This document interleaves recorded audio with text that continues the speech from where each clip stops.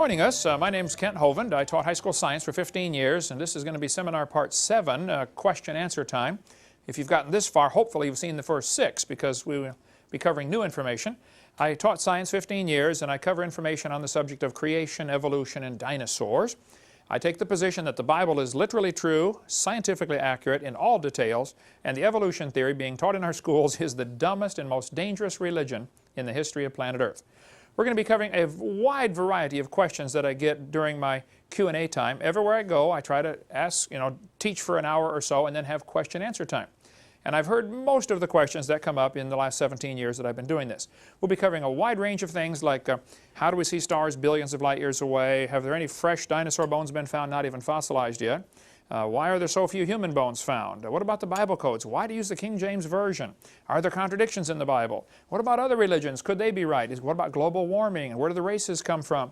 A whole bunch of stuff we're going to be covering as quickly as we can.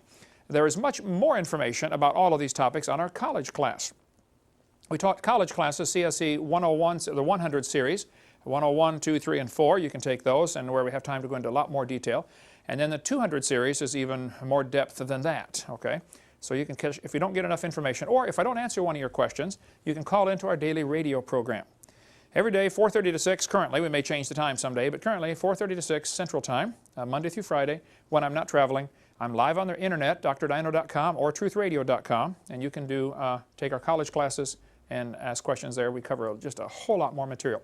All of the slides that I use in my seminar, and it's close to 7,000 now, are available to download off my website, drdino.com, or you can just order the DVDs or CDs of all of the slides. And a lot of slides, you'll see they've got a little asterisk near the end.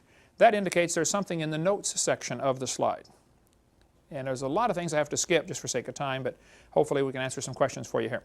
The Bible says in Ecclesiastes, I applied mine heart to know and search and to seek out wisdom and the reason of things. I think it's wise for Christians especially to do that. Try to be ready always to give an answer to every man that asketh you a reason. And I think we could be more effective soul winners and more effective for God's kingdom if we knew more and could give an answer. That's the goal of all this seminars that we produce, is to equip people that can give an answer to know the truth. 1 Peter chapter 3 says, Sanctify the Lord God in your hearts and be ready always to give an answer to every man that asketh you the reason of the hope that's in you. And we hope that this training you'll get here will give you the answers you need. 1 Timothy 2 says, study to show yourself approved unto God. We should study and learn, not just so we can give an answer to others, but so God is pleased with us. That's the goal of study. God, are you happy? One of the questions I often get as I speak at universities is, hey, Hovind, are you the only one that believes in creation? Don't all scientists believe in evolution? Absolutely not. I don't know how that question even comes up.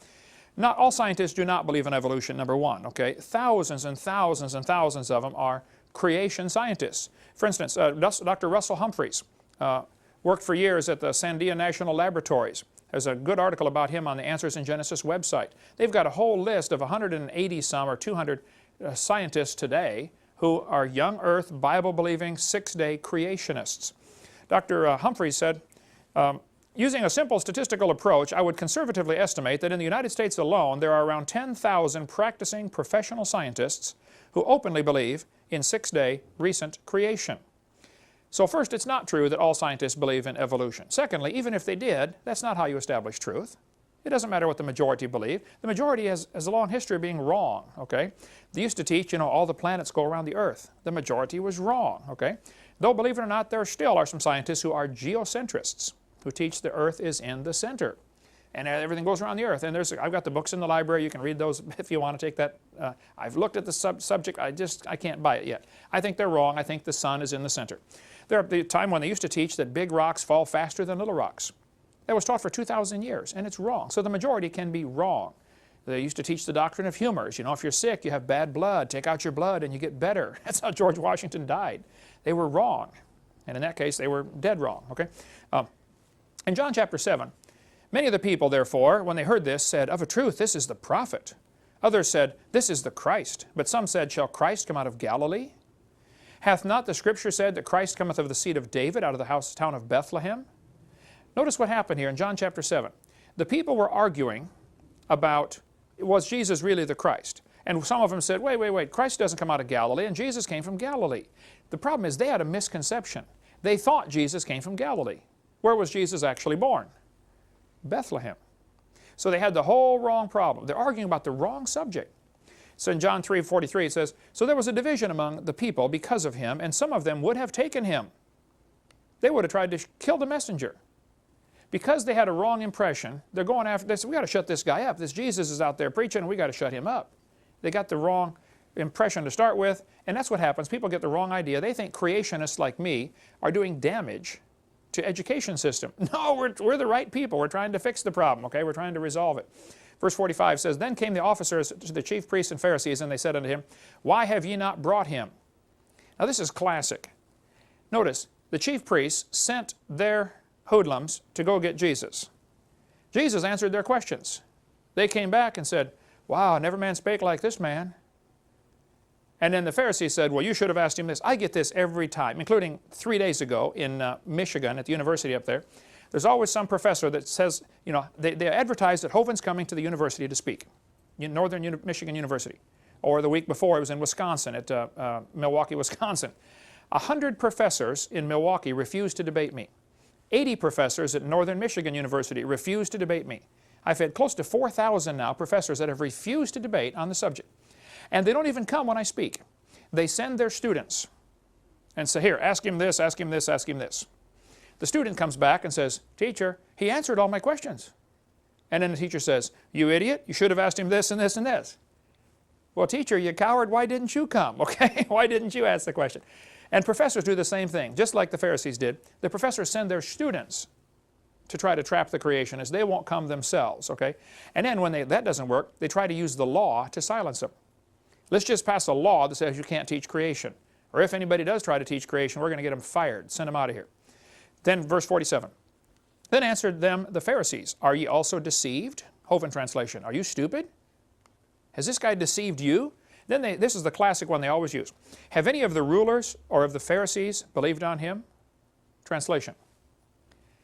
None of the other scientists believe this creation stuff. Therefore, evolution must be true. Now think about that logic. The majority believes this, therefore it's true. I mean, that's silly. First place, it's not true the majority believe it. Secondly, that's not how you tell. And then they said, but this people who knoweth not the law are cursed. Hovind translation. We have knowledge, you don't. We have a degree, you don't. We don't approve of your degree. It's from a non-accredited Christian school. Therefore, we're smart, you're dumb. That's a common tactic used by the professors today. And the 99 professors I've debated, it happens all the time.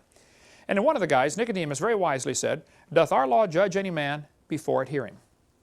Nicodemus at least had the common sense to say, hey, before we judge this guy Jesus and say he's wrong, he's stupid, etc., let's listen to what he's saying.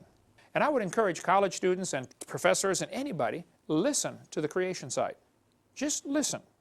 Really honestly listen and hear it, and then make your decision. When I spoke in Soviet Union a couple years ago, I was at a university over there in, I don't know, Pavel, if you remember what city I was in. It's in Ukraine, your home state, but one of the cities had a university. They shut down the university and sent 30 professors to have me speak for 2 hours because on creation. I was a big celebrity, you know, Dr. Hovind from all the way from Florida, you know. The further I travel, the more famous I am, you know. When I'm right here in town, it's not famous at all, but they shut down the university and 30 professors came. After about an hour of speaking on creation, one of the professors was crying. And I asked the translator, this girl named Olga, I said, what's he crying about? And she said, he's never heard the creation story.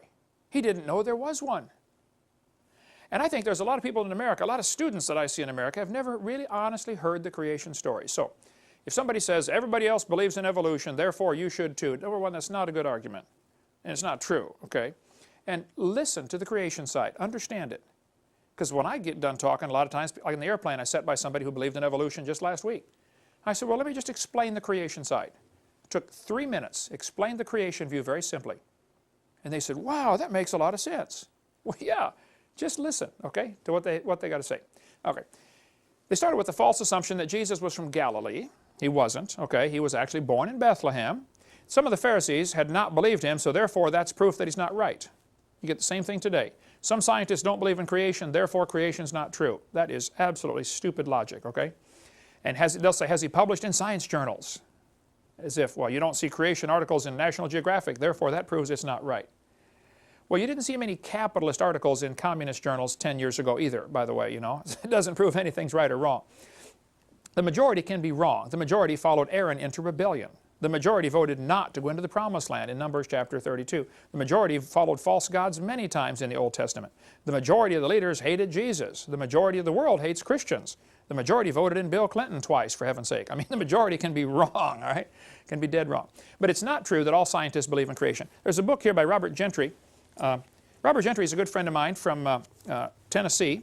He is a very famous scientist who did work on the disposal of radioactive waste, nuclear waste. What do you do with this waste product? He would do research on the granites around the world. He discovered that as you looked at granites under a microscope, you find they got little tiny halos in them. Radiopolonium halos. We'll get into more of that later.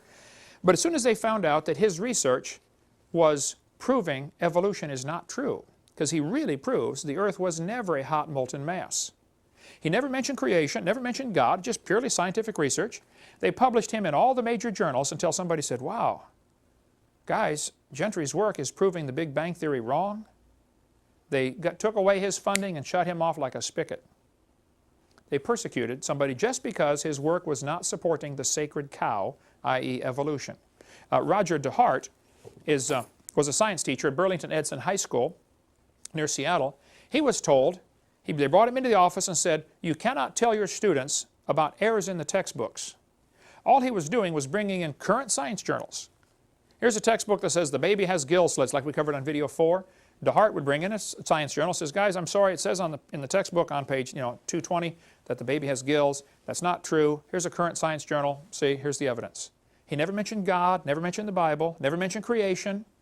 He just said this textbook's not accurate, and they told him he couldn't do that. You can't inform your students that the book is out of date? That's the kind of persecution Christians get when they, or anybody gets when they try to go against this evolution theory. Evolution is a carefully protected state religion. Just like communism was a carefully protected state religion when you grew up over there. You don't dare question it. Okay? Kevin Haley was a biology teacher in Oregon. He lost his job simply because he exposed errors in the textbooks. He told them, hey, this book's not right, there's a mistake here. They said, you're fired. Can't teach if you say there's errors in our books. Baylor University in Waco, Texas fired William Dembski in April 2000 simply because he told his students there might be an intelligent designer. They said, oh, you're not allowed to say that, so they fired him. This is Baylor. It used to be a Christian college, okay? Forrest Mims was a science writer for years. He wrote for many major journals, National Geographic, Science Digest, American Journal of Physics. He wrote for all kinds of articles for magazines. But then when he applied for a job at Scientific American, he was denied. They said, you can't work here because you are a creationist.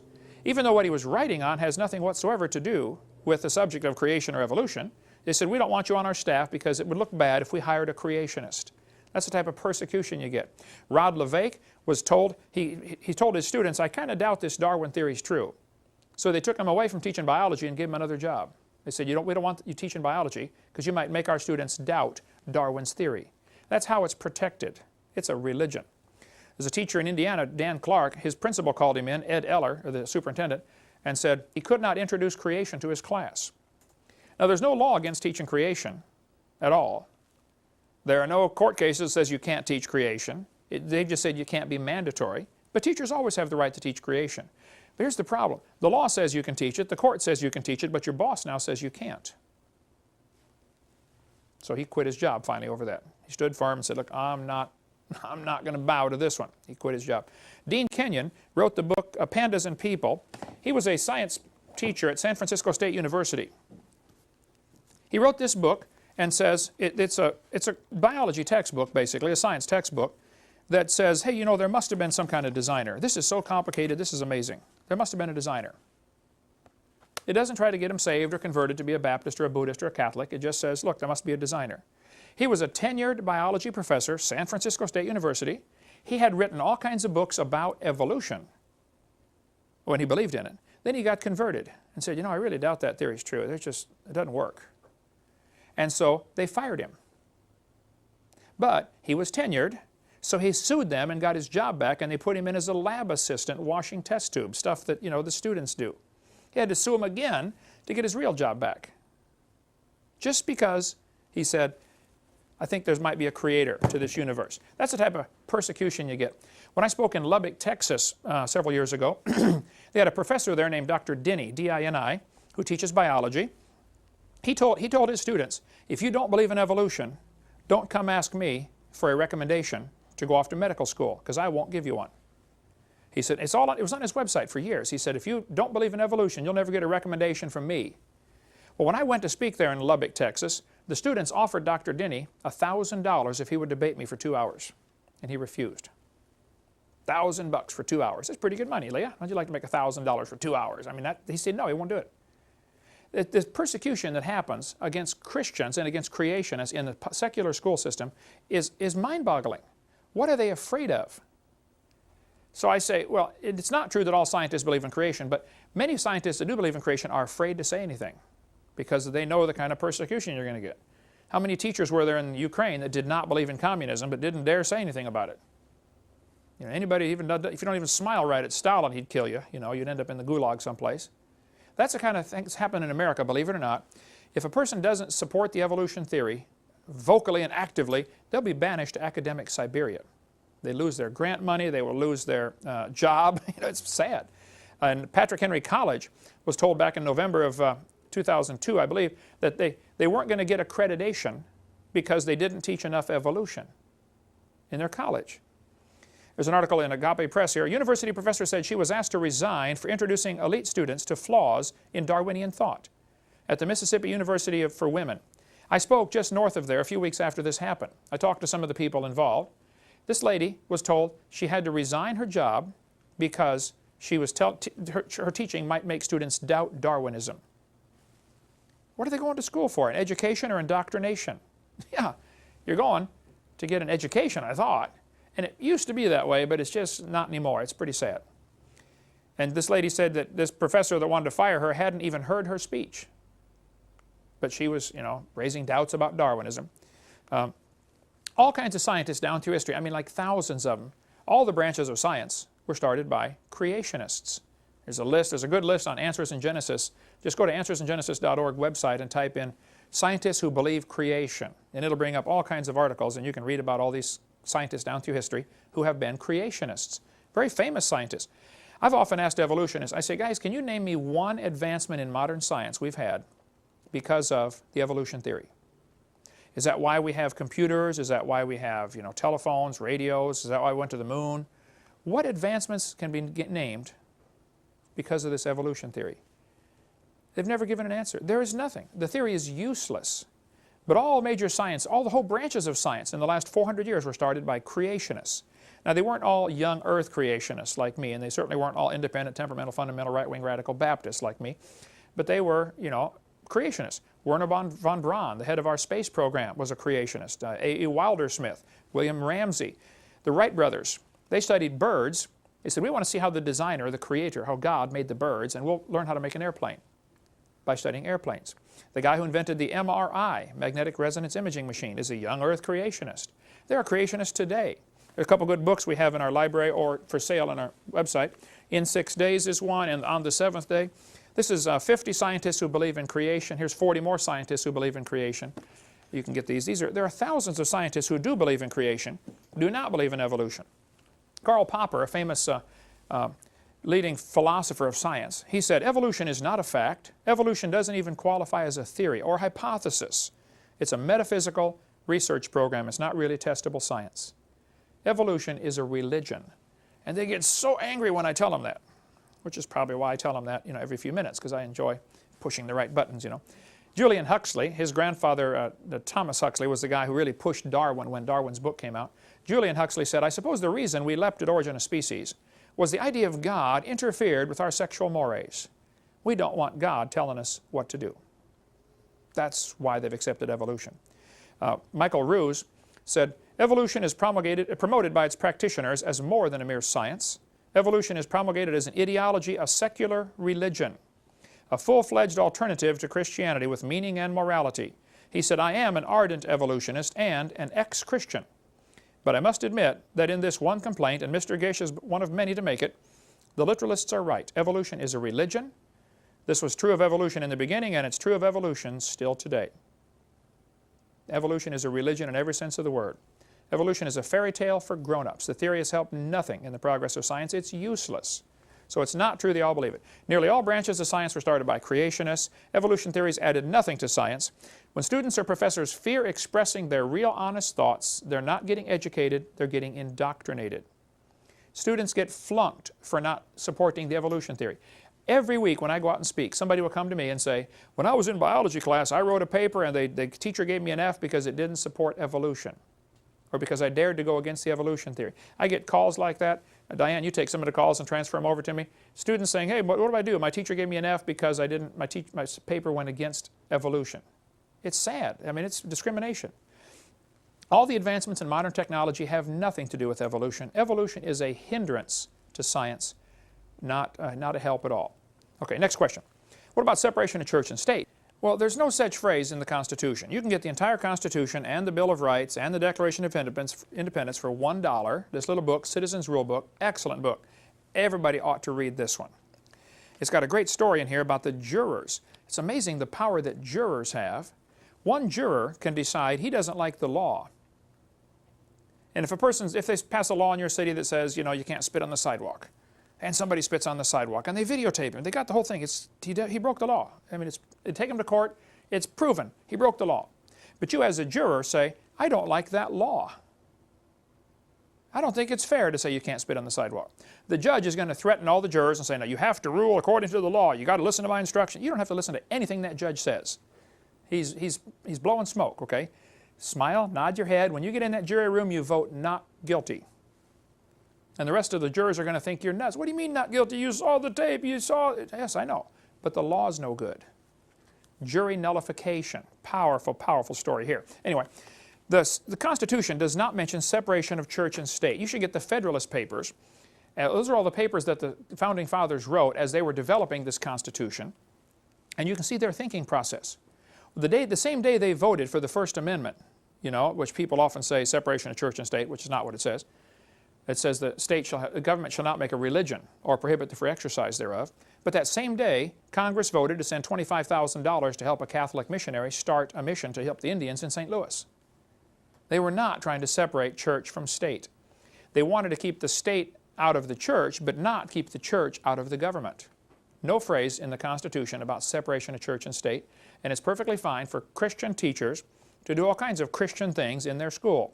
My brother taught 34 years, public school, had a picture of Jesus right by his desk all 34 years. Many teachers keep a Bible right on their desk. Now, if they give you a hard time, the principal might say you can't do that. I'm not saying you won't get persecution, but as far as legally, you can. There's lc.org, libertycouncil.org, Matt Staver's organization. He handles cases like that. David Gibbs, they do stuff like that. David Gibbs, it's his organization in Orlando, Florida. So yes, if you have trouble, you know, see one of those folks. But what happened, Thomas Jefferson wrote a letter to some Baptist pastors, and he's the one that mentioned the phrase in the letter, separation of church and state. And now the atheists are using that to say, oh, you can't have Christian things in government. What a dumb idea. Our country was founded to be a Christian country. They all said that. Go to wallbuilders.com, David Barton's great website. He's got lots of stuff on. There's no such thing as separation of church and state. So don't fall for that. And we can cover more on that in our college class. Here's what's happened, though. The Constitution to the United States, Article 1, Section 10 says, you have the right to make a contract. Let's suppose Adam says, Brother Hovind, I'm going to pay you $10 an hour the rest of my life. Okay, and he signs a contract. And then he does not fulfill the contract. Well, then I can sue him. And he could say, I've got a constitutional right to keep my money. Yes, you do. But you also have a constitutional right to make a contract. And you made a contract. So the judge is just going to uphold contract law. Okay, a question that I very frequently get asked, I would say every single week I go speak, which is 52 weeks a year now for 16 years. Every single week somebody will say, now Hovind, how do we see stars billions of light years away? You say the earth is only 6,000 years old. How do we see the stars? Yesterday on the radio program, on the website, Dr. Dino, some guy called in and said, now, Hovind, I did some studies, and in a 6,000 light year radius, we'd only have so many cubic miles, and all the stars wouldn't fit. I said, wait. Who said anything about a 6,000 mile radius? He said, well, you're the one that said the universe is only 6,000 years old. Yes, I did. But I did not say all the stars are within a 6,000 light year radius. I've never said that. That would be ludicrous. But how do we see the stars billions of light years away?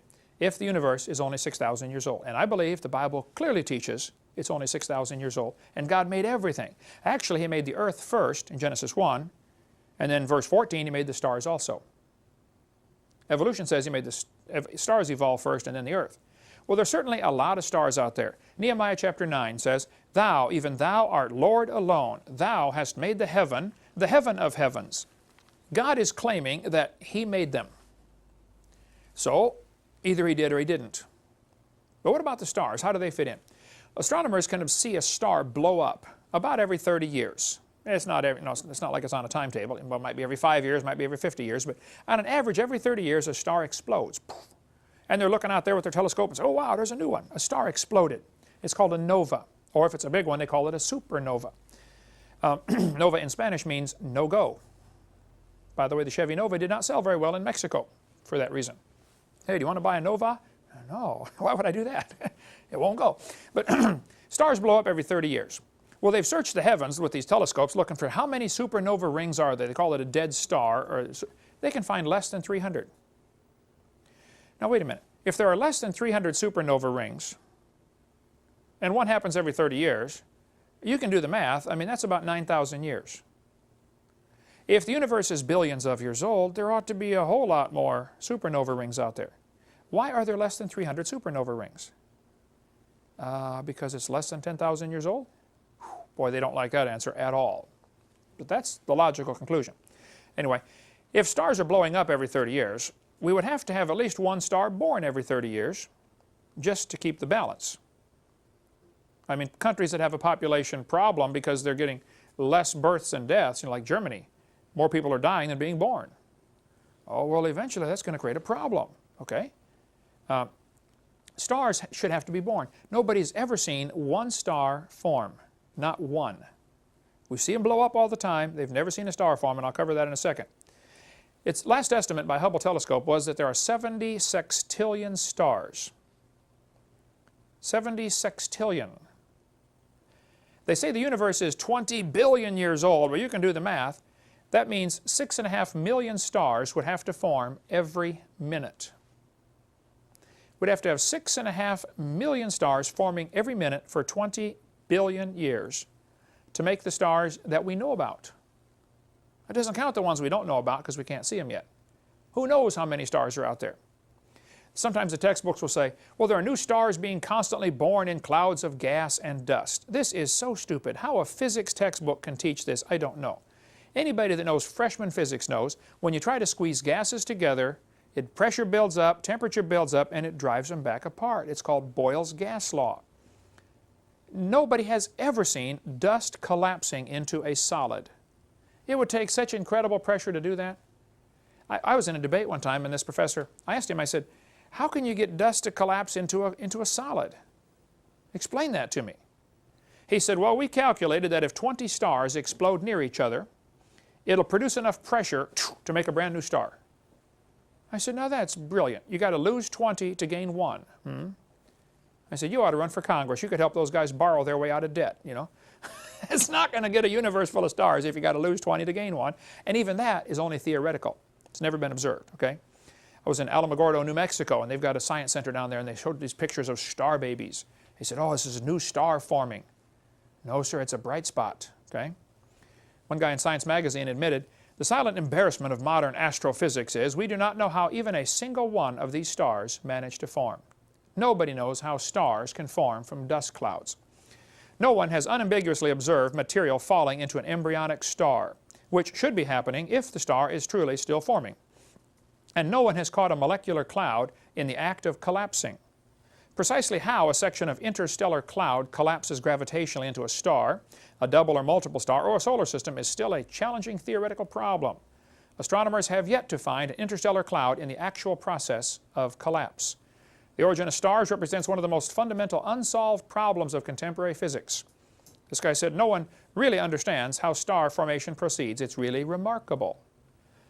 Nobody knows how this happens. So if they tell you new stars are forming, you tell them Kent Hovind said they're confused or they're lying. Because nobody knows how it happens. There's not even a good theory how you could squeeze dust into a star, and there's certainly no evidence. But here's what happens. They see bright spots appear in the clouds. or not in the clouds, in the dust clouds in space. They look at this Crab Nebula or Eagle Nebula, and they're staring at it, and all of a sudden one day a spot gets a little brighter. Oh wow, a star is being born. That's immediately their conclusion that a star is being born. I said, wait. Maybe the dust in front of it is clearing and the star was already there. Maybe it's a star blowing up. Maybe it's another supernova. Because that's what happens when stars supernova, they get really bright. They don't know that a star is forming. So don't let them tell you that we've seen stars form. Nobody has seen such a thing. All we do is we see them blow up, which is the opposite of what evolutionists need. Now, the Bible says in Genesis chapter 1, let them be for signs and seasons and for days and years, and He made the stars also. Here God is claiming He made the stars, and it says in Psalm, He counts the number of the stars. Not only how many there are total, but each one has its own number. So God will say, oh, this is star number 42 trillion, 718 billion. He knows the number of each one. And it says, praise Him, ye waters that be above the heavens, in Psalm 148. This is the only verse that says anything like this. Waters that be above the heavens. Now in Genesis 1, it talks about verse 6 and 7, water that be above the heavens. I believe when God first made the world, it was very, very different than what we see. Mostly land, instead of the huge oceans that we now have. Most of that water was in the crust of the earth. We covered that in video 2. But there was earth and there was heaven, singular. King James is the only Bible I'm aware of that gets it right in Genesis 1:1, where it says, in the beginning God created the heaven and the earth. All the rest of them say heavens. Okay, that's a mistake. There was heaven, which means expanded place. There was earth, and then from here on out. Then He divides it up into 3 slices. First heaven, second heaven, third heaven. The first heaven is where the birds fly. Genesis 1 talks about that, verse 20 and 21. Then there was water above the firmament. Now some creationists do not believe in the canopy theory. I understand. I've read their stuff. I think they're wrong. I still believe, even, and some accuse me, well, you don't agree with us, therefore, you're not a good creation scientist. Keep up on your research. I keep very much up on the research, and I disagree. It's not that I haven't read it, it's that I have read it and disagree. Okay? But I believe there was a layer of air for Adam to breathe, layer of water above to protect him, and then a layer of stars, and then more water. The only verse I have to back it up is right here, Psalm 148. Praise Him, ye waters that be above the heavens. That's present tense. Is there still water above the heavens? Psalm 104 says, who layeth the beams of His chambers in the waters, who maketh the clouds His chariot, who walketh upon the wings of the wind. Could it be that there is another layer of water beyond all of outer space? Maybe everything that we see as this universe, which looks like huge, maybe everything we see is inside water, a crystal, and God is outside of that, the third heaven, 2 Corinthians chapter 12. Could there be a third layer where God lives? Of course, God doesn't need a place to live. He just is, Psalm 29 says, the voice of the Lord is upon the waters. The Lord is upon many waters. Maybe everything that we see when we step out at night and say, wow, look at all these stars. Maybe the whole thing's a little snow globe on God's dresser, that He picks up and shakes once in a while. How you doing in there? I don't know. I like to think that way. But the Psalm 148, the waters that be above the heavens, people have often asked, hey, where's the last star? And once we find it, what's on the other side? I don't know the answers to those, but just a possibility is that there, according to the Bible, may still be water above the heavens. But there's a lot of stars out there. Hubble estimate was 11 trillion stars per person. That is 76 trillion divided by 6 billion people. Every one of you gets 11 trillion stars.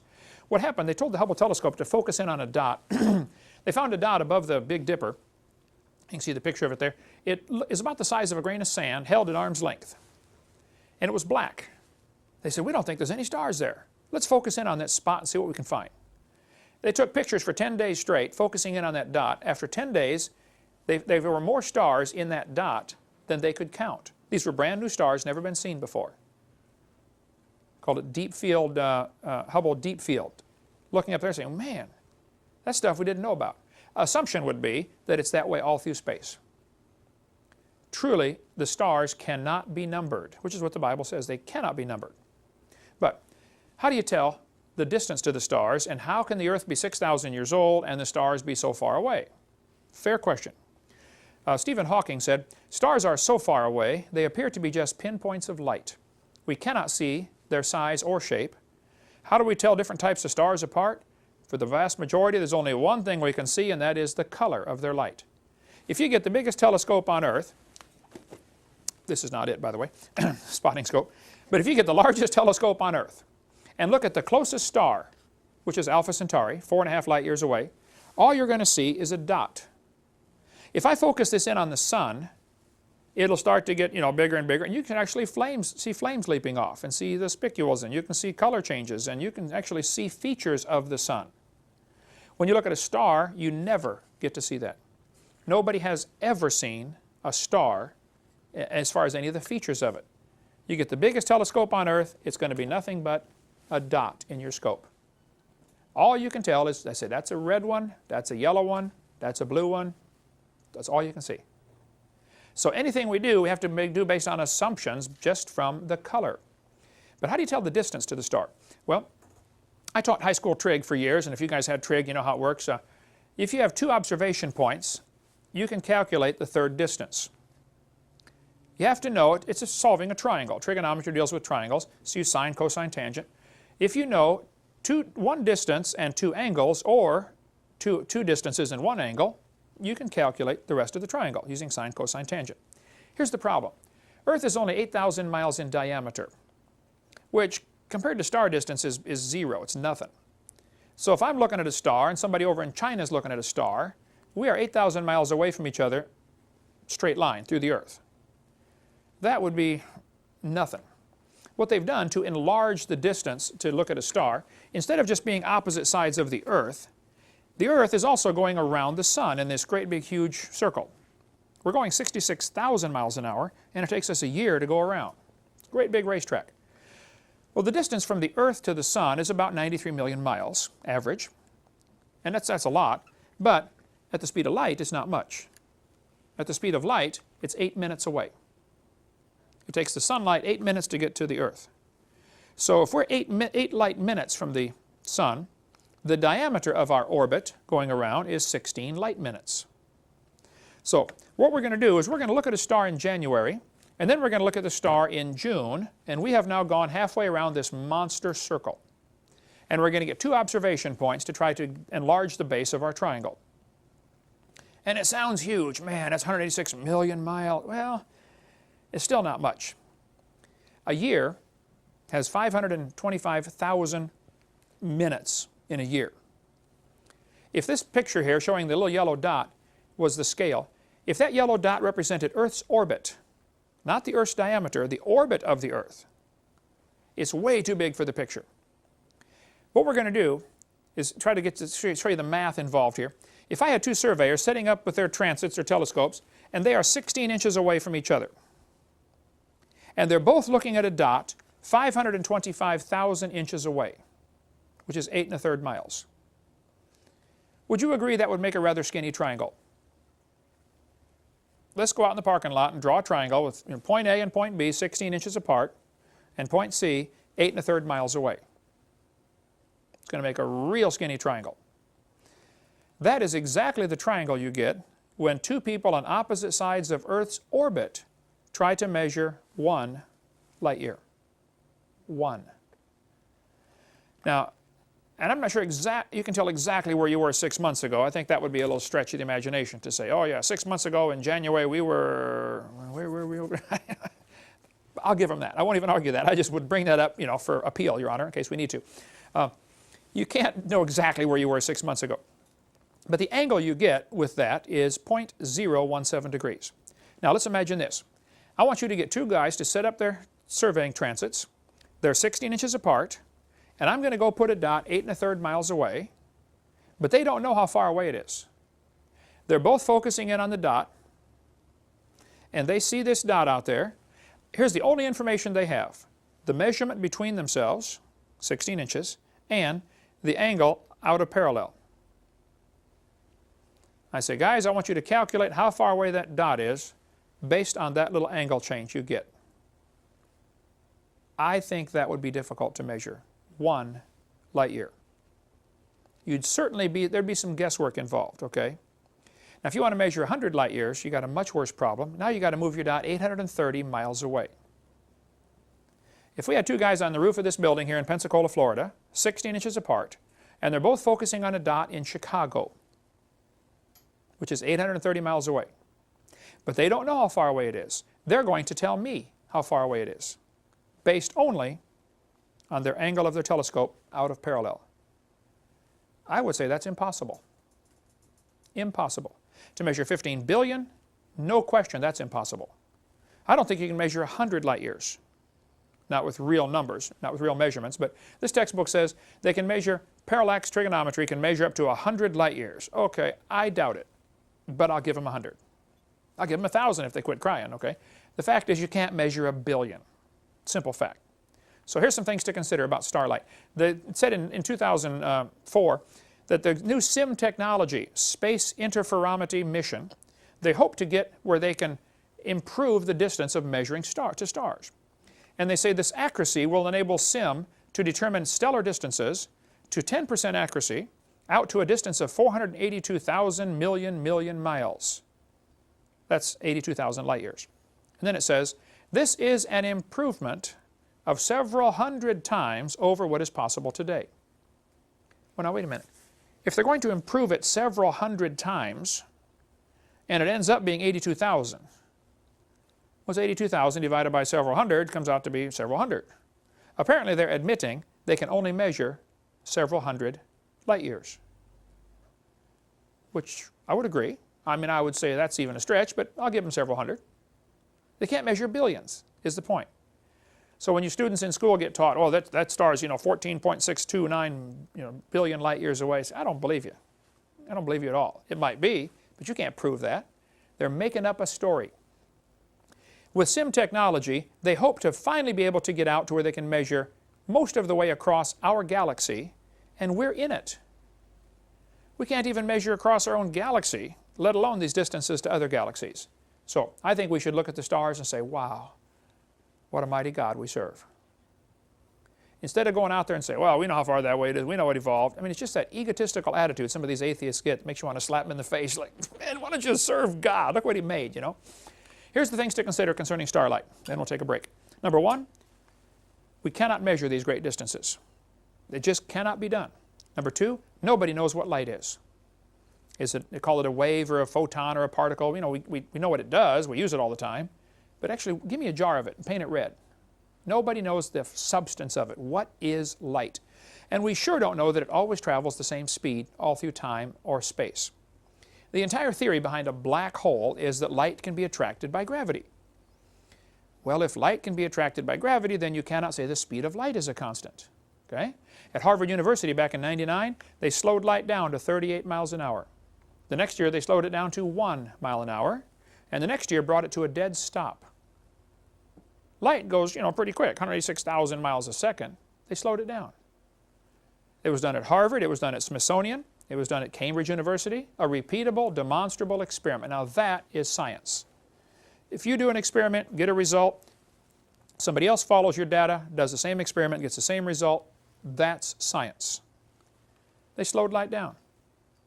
This article came out on Fox News Channel. They said, we've succeeded in holding a light pulse still. They brought the speed of light to zero, brought it to a dead stop. Meanwhile, back in 2000 at Princeton University, they speeded light up to 300 times the speed of light. So when somebody says that star's 10 billion light years away, which I doubt they can measure, therefore that we can prove the universe is 10 billion years old, they got several problems in their logic right away that they probably don't see, which is why we do these seminars, so we can help people understand. It's 300 times the speed of light. Astronomer Barry Setterfield, Australian government astronomer, said, during the last 300 years, 164 measurements of the speed of light have been published using 16 different measurement techniques. The speed of light has apparently decreased so rapidly, experimental error cannot explain it. This is a chart showing the decline in the speed of light from the published numbers in the last 150 years. You notice the decline in the chart. The speed of light's getting slower until about 1960. For the last 40 years, anybody that's measured the speed of light gets the same number, 186,282.4, I think, miles per second. Who cares? Well, it could be that it leveled off in 1960 for three possible reasons. Our way of measuring is getting better. Instruments are getting better. We're smarter. You know, everybody in the past was dumb. We're smart. We got it right. Could be. That's what they'll tell you. Second option, though, is we're at the tail end of a logarithmic curve, and you're much less likely to see any decline. As you get further out on the logarithmic curve, it pretty much levels out. But a third reason is 1956 is when they invented the atomic clock. And they started using that as their clock to measure the speed of light. Well, now, wait. The atomic clock is based on the wavelength of a cesium-133 atom. So the clock is based on the speed of light. Now, if you have a clock based on the speed of light and you're measuring the speed of light with it, if the speed of light changes, you're never going to catch it with that clock. It's like watching two twins grow next to each other. Well, neither one's growing. Well, duh. You got a rubber ruler problem here. Clear back in '87, they said the speed of light was 10 billion times faster at time zero. There must have been a faster speed of light. There have been articles from the 80s, 90s, 2000s saying, look, the speed of light is not a constant. They said no physical law prevents anything from exceeding the speed of light. In 2 published experiments, the speed of light was apparently exceeded by as much as a factor of 100. The Big Bang Theory requires a much faster speed of light. Dr. Magliuccio, however you pronounce his name here, I got his book on the table. He says, a shocking possibility is the speed of light might change in time during the life of the universe. Could it be the speed of light was faster? There's an article in the newspaper said, speed of light may have changed over history, study says. Winnipeg Free Press, nothing's reliable, not even the speed of light.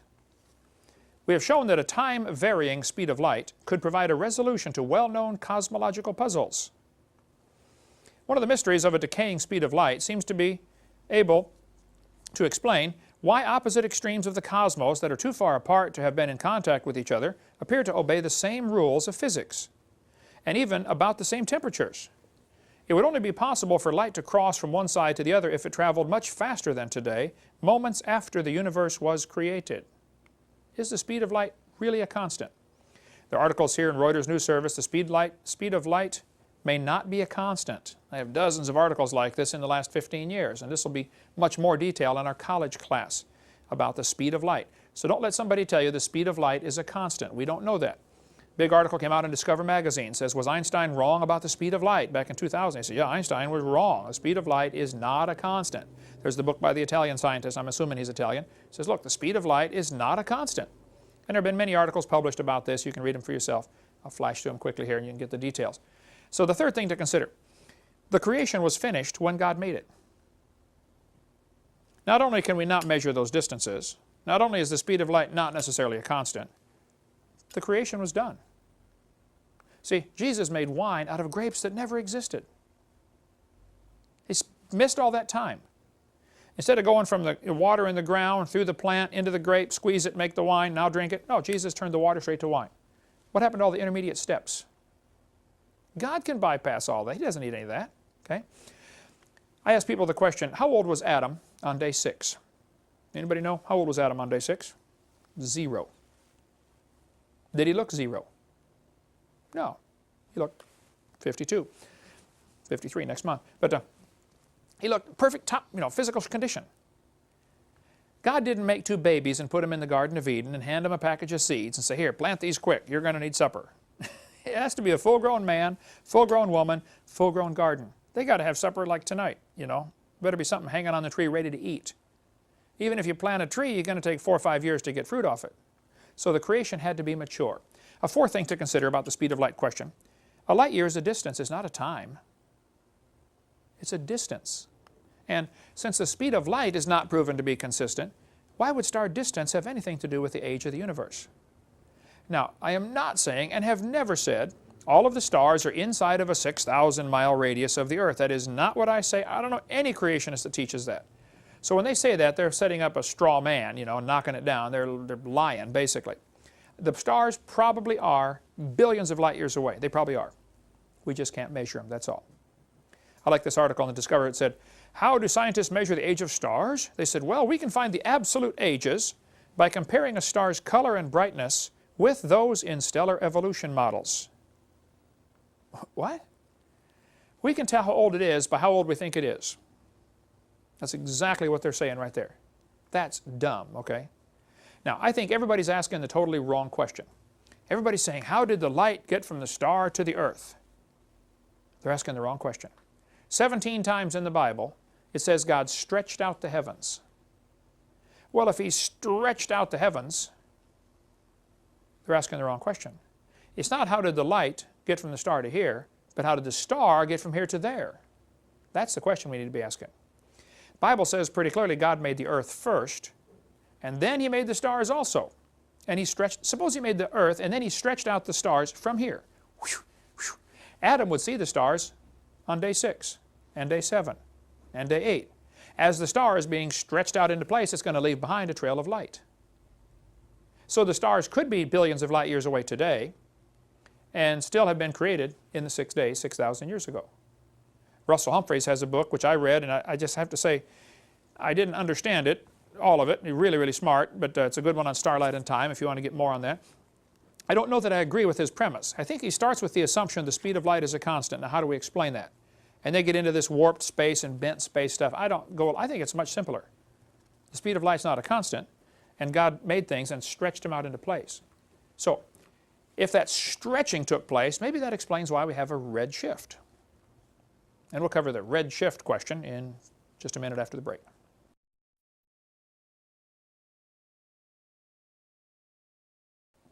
Okay, let's go on to the question we often get, well, what about the red shift? Doesn't that prove the universe is expanding? Or doesn't that prove the universe is billions of years old? Let me explain what they're talking about. If light shines through a prism, it breaks it up into the rainbow colors, red, orange, yellow, green, blue, indigo, violet, okay? Well, if you take starlight and shine it through a prism by putting a prism on the back of your telescope, you look at the star, the light comes through, and it gets broken up into the same red, orange, yellow, green, blue, indigo, violet. And you can kind of tell what's burning because different things burn different colors, like copper burns green. And each element produces a distinctive color.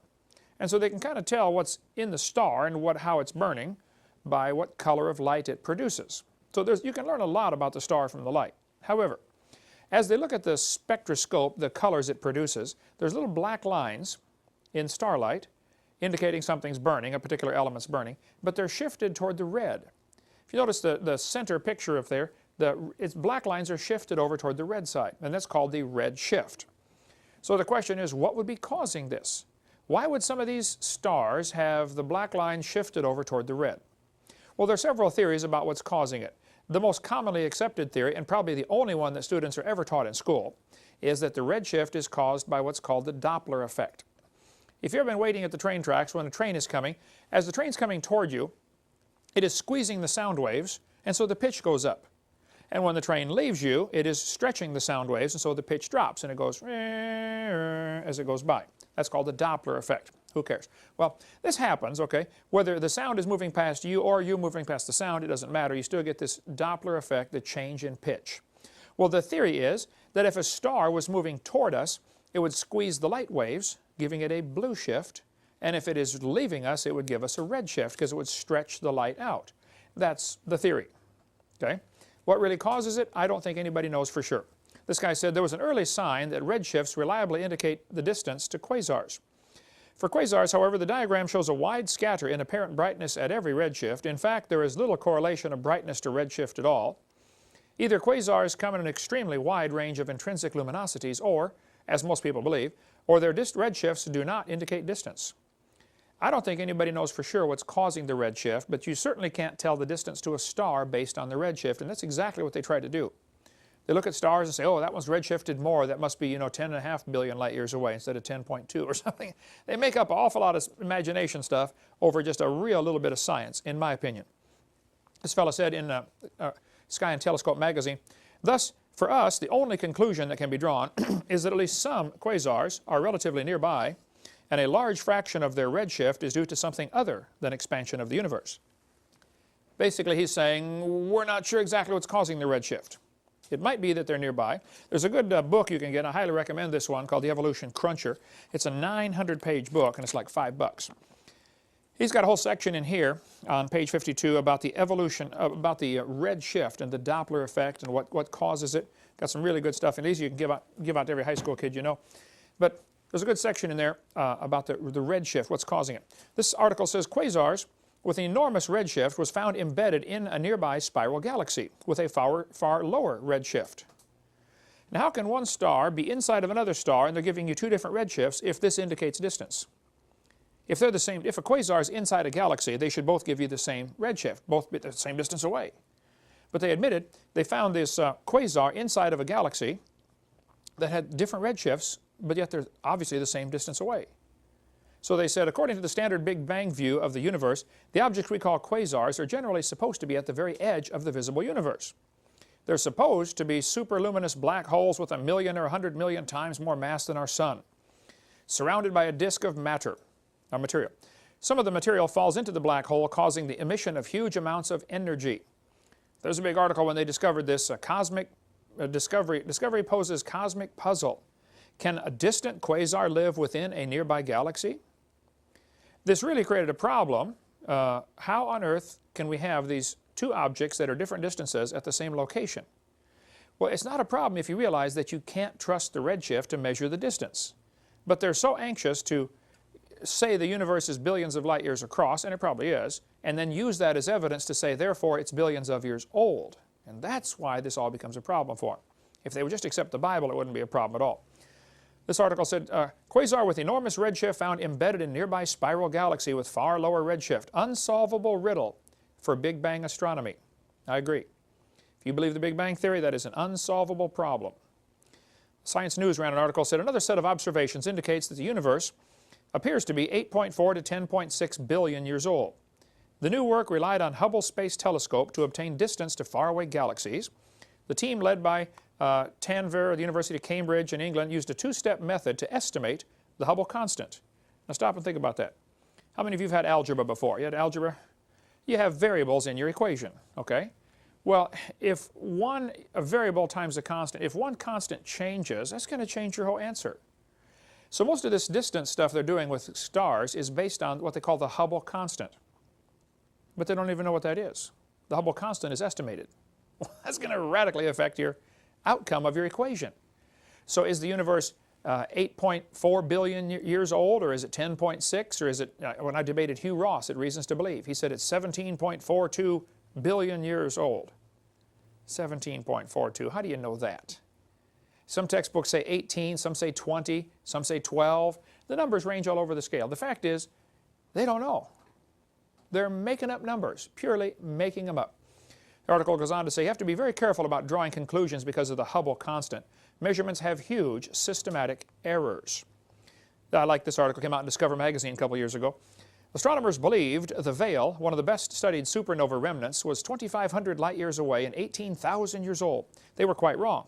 In fact, the Veil is only 1,500 light years away and 5,000 years old. So here just 4 years ago, they're discovering they got radically wrong numbers. How do you know any of the numbers they're telling us are right? I think we should say, look, until somebody's proven the Bible wrong, I'm going to believe it. Instead of saying, well, the scientists are saying it's wrong, so therefore we must believe the scientists. Don't go along with that. Even the nearest Cephids, a Cephid variable, are so remote, it's difficult to determine their absolute distance with any great accuracy. All large distances in astronomical literature are subject to an error of perhaps 10% from this cause alone. There are lots of different things that can cause errors in these measurements. We talked about the triangulation, measuring with trigonometry. You got incredible errors built into that. The numbers are just so big. The distances are so large you can't do it. They say we know that faintness, that's how bright the star is, arises from two causes, distance and absorbing matter in space.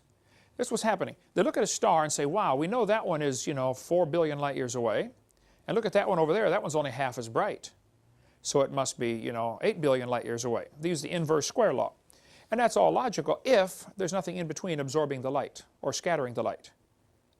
Just because a star is dimmer doesn't necessarily mean it's farther. It might be something's in between, a dust cloud. Outer space is full of all kinds of stuff. Anyway, the guy admits it's not generally possible to apportion it between the two. There's more about Halton Harp and what happened to him, the persecution that happened to him because he dared to question the redshift. All he did was expose the problems with it. He said, guys, that redshift has problems. Oh, well, then you're fired and you get out of here and don't you ever come back, till you repent. Because you just don't question some things. They're sacred. The Bible says in the book of Isaiah chapter 42 that God stretched out the heavens. Isaiah 45, He stretched out the heavens. Jeremiah, He stretched out the heavens. 17 times in the Bible it says God stretched out the heavens. Now what does that mean? Well, I would guess it means He stretched out the heavens. Okay? I don't know that anybody knows, but here's a couple of options of what may be causing this redshift. Keep in mind, the redshift is probably the only bit of scientific data that is used to support the Big Bang Theory. They look at the stars and say, wow, redshift, redshift, redshift, all these stars are moving away. What does that mean? Oh, that means they used to be all in one spot. So the evidence for the Big Bang is the redshift. And the Big Bang's got to be one of the dumbest theories in the history of humanity. Here's some things that might be causing the redshift. It could be the stretching from the creation.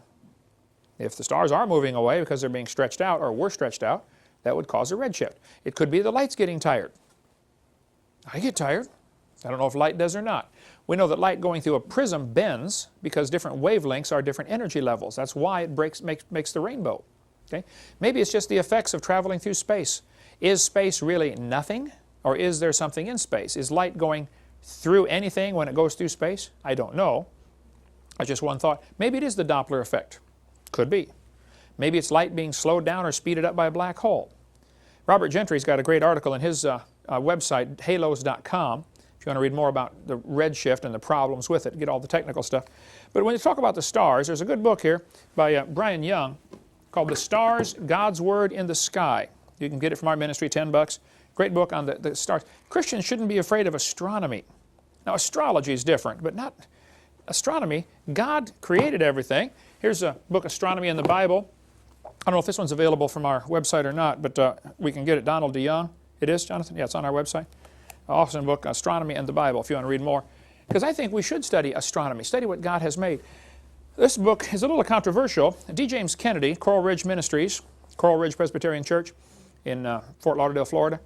He says the real meaning of the zodiac, he goes through the 12 zodiac symbols and says probably these originally had a gospel story to them, which has now been perverted into the horoscope. So get coralridge.org if you want to get the book. It's like $6 or $8. But the Bible does talk about the constellations. It talks about Pleiades and Orion in the book of Job chapter 38, or Mazzaroth and Arcturus in Job 38. There are constellations mentioned in the Bible. Now what does this mean? Well, I don't know, and I don't know anybody who knows for sure, but here's what some Christians think. That when God originally made the world, Adam did not have a Bible. It hadn't been written yet. So God gave Adam the gospel story in the stars. The 12 different constellations told the story of the redemption, the coming of Christ, and maybe the Sphinx was built. This is one theory. The Sphinx by the pyramid, in Egypt, they say, well, the Sphinx was built to tell us how to read the zodiac because it starts with the face of a woman and ends with the body of a lion. So you start reading the zodiac. Instead of starting in January like we do, you start with Virgo the Virgin, and you go through the 12 constellations and end with Leo the Lion. I don't know. I know that today the horoscope's all perverted, and Satan always takes what God does and twists it and perverts it and changes it. But if you want to study that, that's fine. There appears to be something to that, though, that maybe there really is something to this gospel in the stars. And Carl Baugh's got a good theory that each of the constellations is producing different radio waves. Stars produce radio waves. He thinks the canopy of ice that used to be above the earth could actually change those radio frequencies into audible waves like a crystal radio does. It would actually vibrate. And Adam and Eve would be able to hear the music of the stars mentioned in Job chapter 38. Whether that's true or not, I don't know, but it sure preaches good. That the whole gospel story was being sung to them continually as they traveled around every year. Who knows? Anyway, second question. Is the sun shrinking? There has been some controversy among creationist groups in the last 10 years over this question.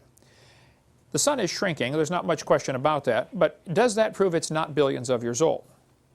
Well, I think so. The sun is burning, obviously. You can step outside and look at it.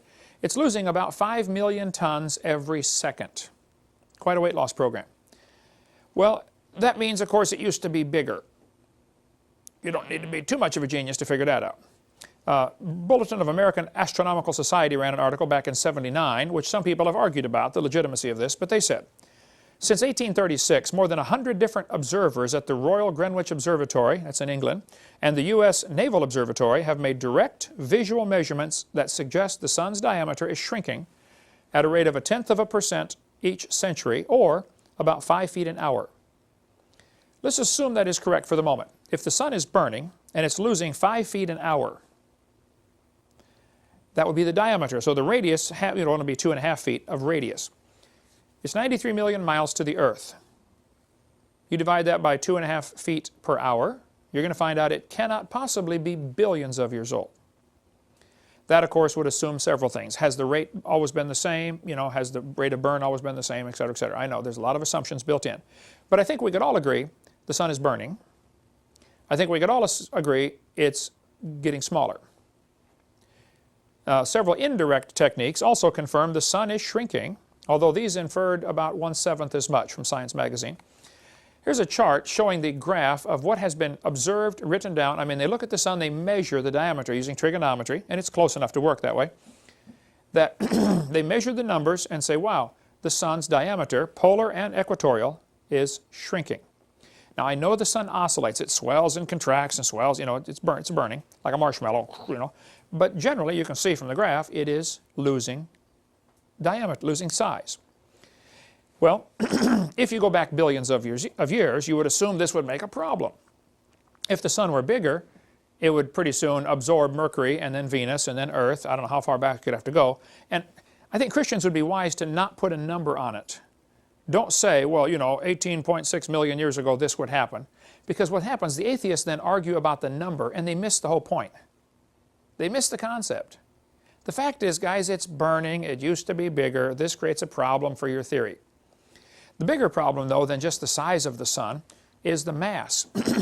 Gravity is directly proportional to how heavy the objects are, the mass of the object. If the sun were more massive, gravity would be stronger, and that's going to start sucking planets in, drawing them out of their orbit. So yes, the sun is shrinking, and I think it creates a problem for those who want to believe the universe is billions of years old. I wouldn't put a number on it, but it certainly makes a problem somewhere. Now, Danny Faulkner, as an astronomer at University in South Carolina, he's a good friend of mine, been down here to do some taping with us when I debated Hugh Ross.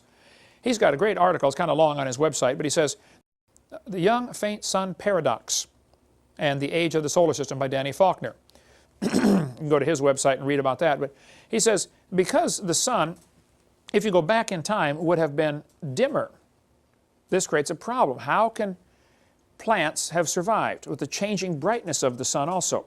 Evolutionists maintain that life appeared on the Earth about 3.8 billion years ago. Since then, the sun would have brightened 25%. Well, if the sun is 25% brighter now than it was then, how could plants have evolved? It goes through some good legitimate points here. The faint young sun paradox is a problem for those who believe in evolution. He says the logical conclusion he comes to is it's not billions of years old.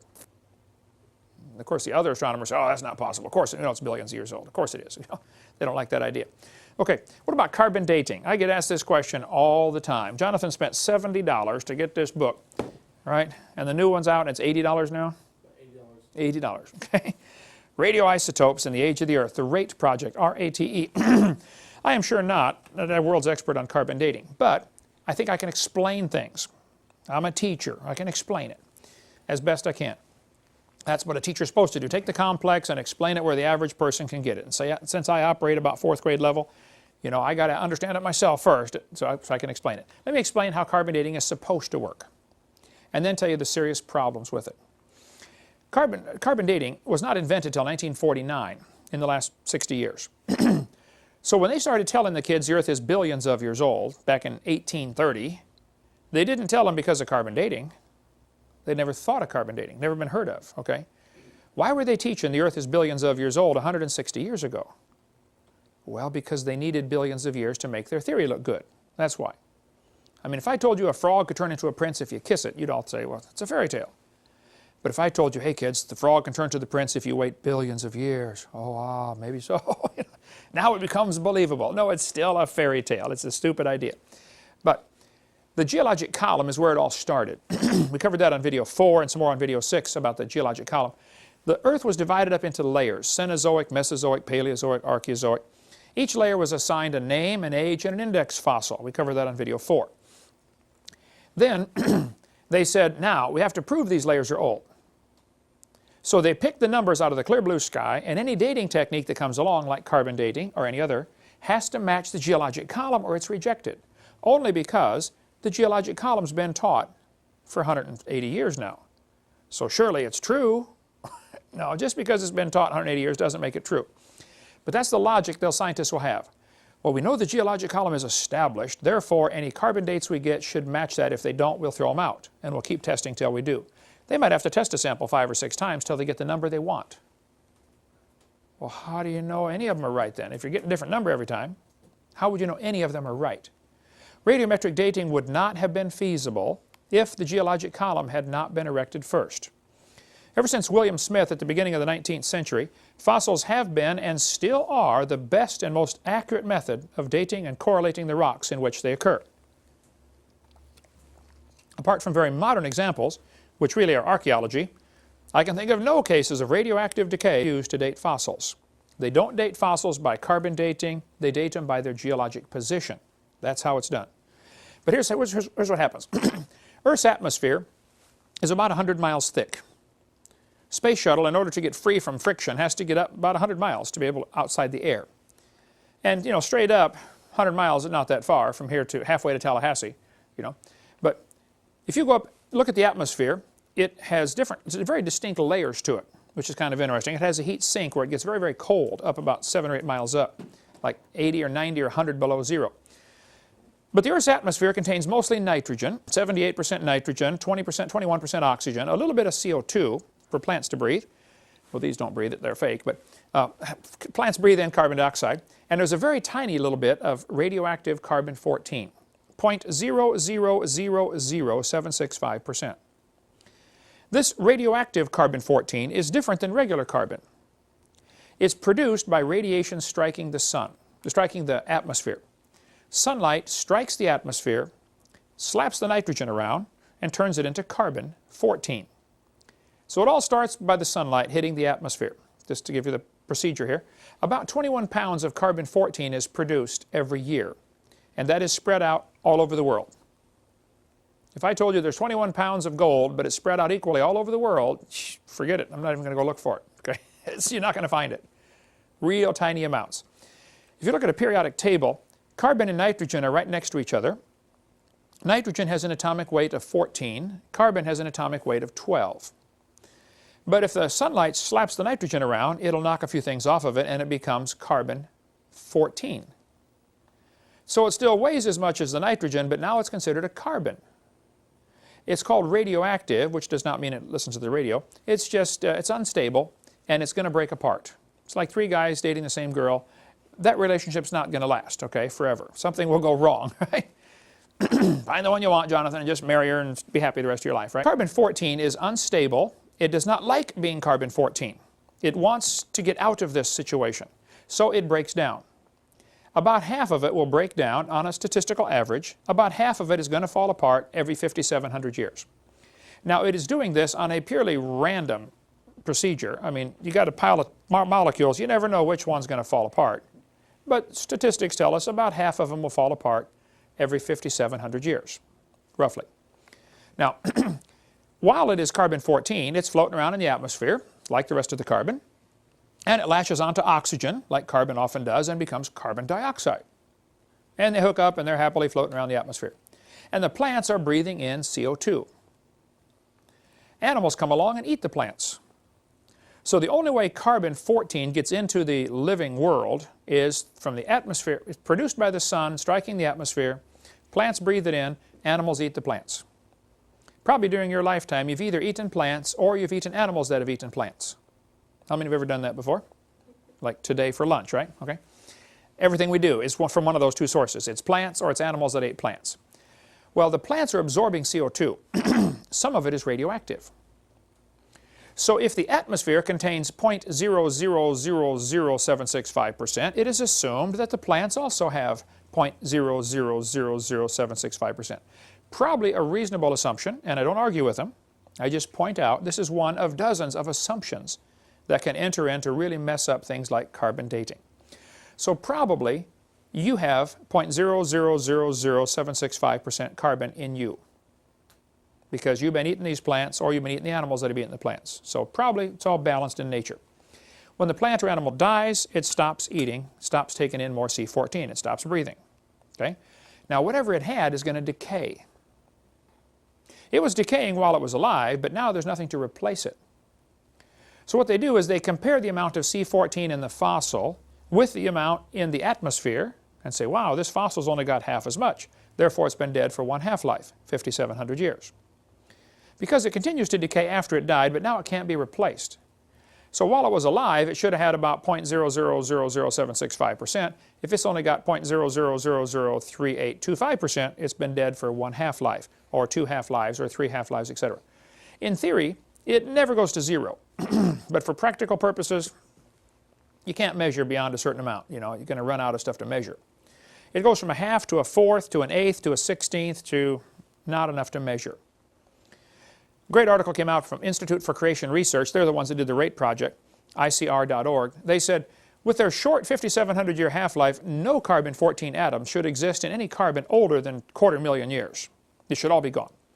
Yet it's proven impossible to find any natural source of carbon below the Ice Age that does not contain significant amounts of carbon-14.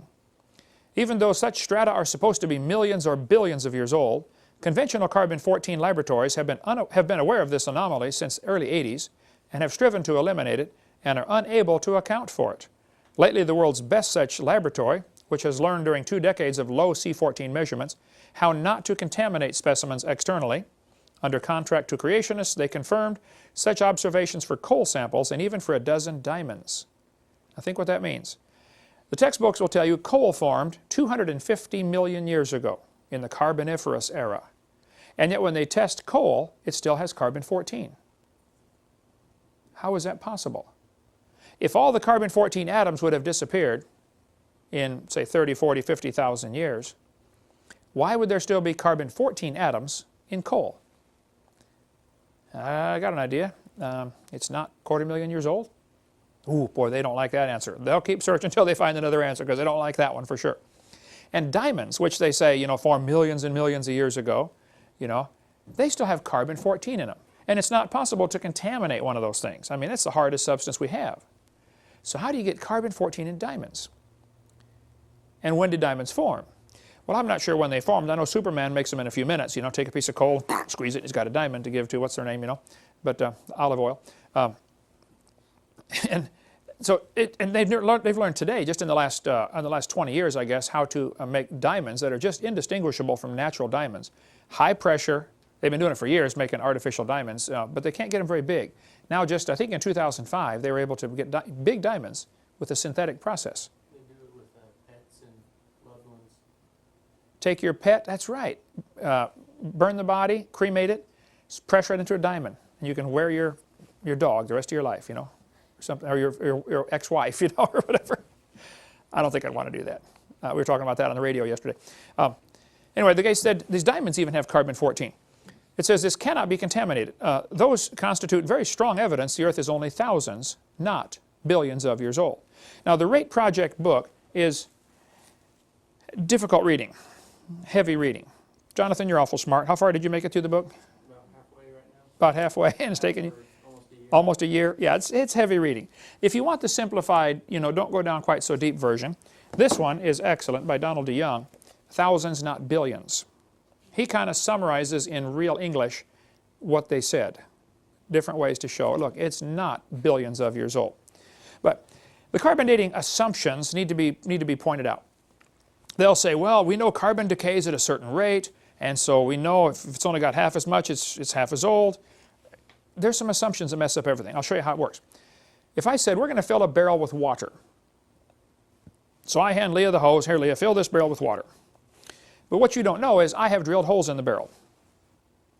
While you're putting it in, the water's leaking out. It's kind of like your checkbook. You know, you keep putting it in and it keeps leaking out someplace, right? How many discovered that as you live along? Got the ring, Jonathan? You're discovering now, right? Well, the Earth's atmosphere is kind of like this barrel. It's always getting brand new carbon-14, 21 pounds every year being put in. And it's always leaking out through decay. So the question would be, how long would it take to reach a stage called equilibrium? Now with a barrel, you can actually do the math and calculate. If I'm going to put in, you know, a certain amount of water per minute and a certain amount per minute leaks out, when will I reach equilibrium and where? That can all be calculated, you know, with a little bit of math. And with the atmosphere, they said, well, when would the atmosphere reach equilibrium? So the guys who invented carbon dating in the late 40s said, I wonder about this Earth's atmosphere reaching equilibrium. They did a bunch of studies on that and said, now if we took a brand new planet Earth, created it from scratch, poof, got it going around the sun, how long would it take to reach this equilibrium point in the atmosphere where the production rate and the destruction rate is the same?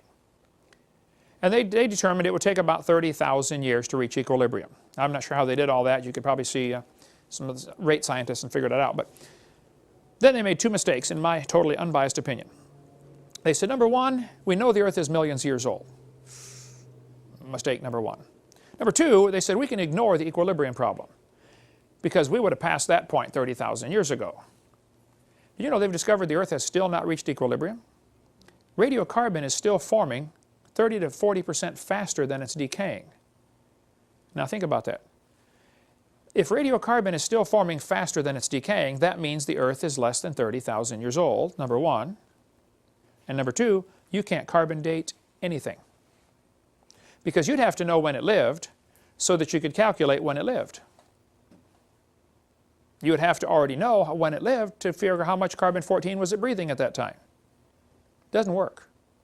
There's a website, www.arky.org. He's got more stuff on the Earth has not reached equilibrium, if you want some articles there, by Ron Cooper. But this is a calibration curve. If an animal is still alive, it should give you about 16 clicks on your Geiger counter per minute per gram. If you're only getting 8, you say it's been through 1 half-life, or 4 clicks, or it's been through 2 half-lives, or 3 half-lives, etc. This is called a calibration curve. In theory, it sounds like it should work, but there are several real obvious assumptions, and I don't know how they don't see it. Suppose you walked into a room and I said, I want you to tell me, here's this candle burning on a table. When was it lit? Find out it's 7 inches tall. I said, well, that won't tell me anything. Now we've got to measure how fast it's burning. We measure the candle for a while. We get an Olympic stopwatch and we get it down to the nearest 40 bazillionths of a second. Okay? And we all agree the candle is burning 1 inch an hour. Here's our two facts. 7 inches tall, burning 1 inch an hour. When was it lit? Mary, can't figure it out? Nobody can figure it out. Unless you make some assumptions. Assumption number one, how tall was the candle? And assumption number two, has it always burned at the same rate? Neither of those can be known. If you find a fossil in the dirt, the amount of carbon can be measured, the rate of decay can be determined. I don't argue with either of those. How much was in it when it lived? I don't know. Has it always decayed at the same rate? I don't know. Has it been contaminated, sitting there in the ground for all these millions of years? There's no way to know those things. If the Earth had a canopy of water above the atmosphere, or a canopy of ice, as we cover on Seminar 2, that would have blocked out a lot of radiation from the sun, which would have prevented most of the carbon-14 from even forming. So animals that lived before the flood would have lived in a world with much less carbon-14 to begin with, maybe none, but certainly less. And when we dig up the fossil that's been buried for 4,400 years, let's say it started with 4, where today we start with 16. We dig it up 4,400 years after the flood and say, wow, here's a mammoth that got buried, and it's carbon dated. Well, we're assuming it started at 16. When we test it and find it's got 2, we're going to say, oh, it's been through 4 half-lives, when it's actually only been through 1 half-life. Which is why it never works. When they first invented carbon dating, 1949, Willard Libby, they did some testing and they said, the lower leg of a mammoth was 15,000 years old, but the skin was 21,000. How can 2 parts of the same animal be different ages? Quite obviously, we know one of the numbers is wrong. So how would you know either of them are right? And if either one's right, how would you know which one? I see no way to tell. Well, let's see if it's getting better. 14 years later, they tested a living mollusk, a clam, and it was 2,300 years old. Still alive. In 1970, at the Nobel Symposium, they said, if a carbon date supports our theories, we put it in the main text. If it does not entirely contradict them, we put it in a footnote. If it's completely out of date, we just drop it. You mean they can pick and choose any numbers they want? Exactly correct. If the number doesn't fit what they expected, they throw the number out. 1971, freshly killed seal was 1,300 years old when they carbon dated it. Troubles with carbon dating are undeniably deep and serious. Despite 35 years of technological refinement and better understanding, the underlying assumptions have been strongly challenged and warnings are out that radiocarbon dating may soon find itself in a crisis situation. Continuing use of the method depends on a fix-it-as-we-go approach, allowing for contamination here, fractionation there, and calibration wherever possible. It should be no surprise then that fully half the dates are rejected. Did you follow that? Out of thousands of carbon dates that have been carbon dating times that they've done it, half of the numbers are thrown out. How do they know they're wrong?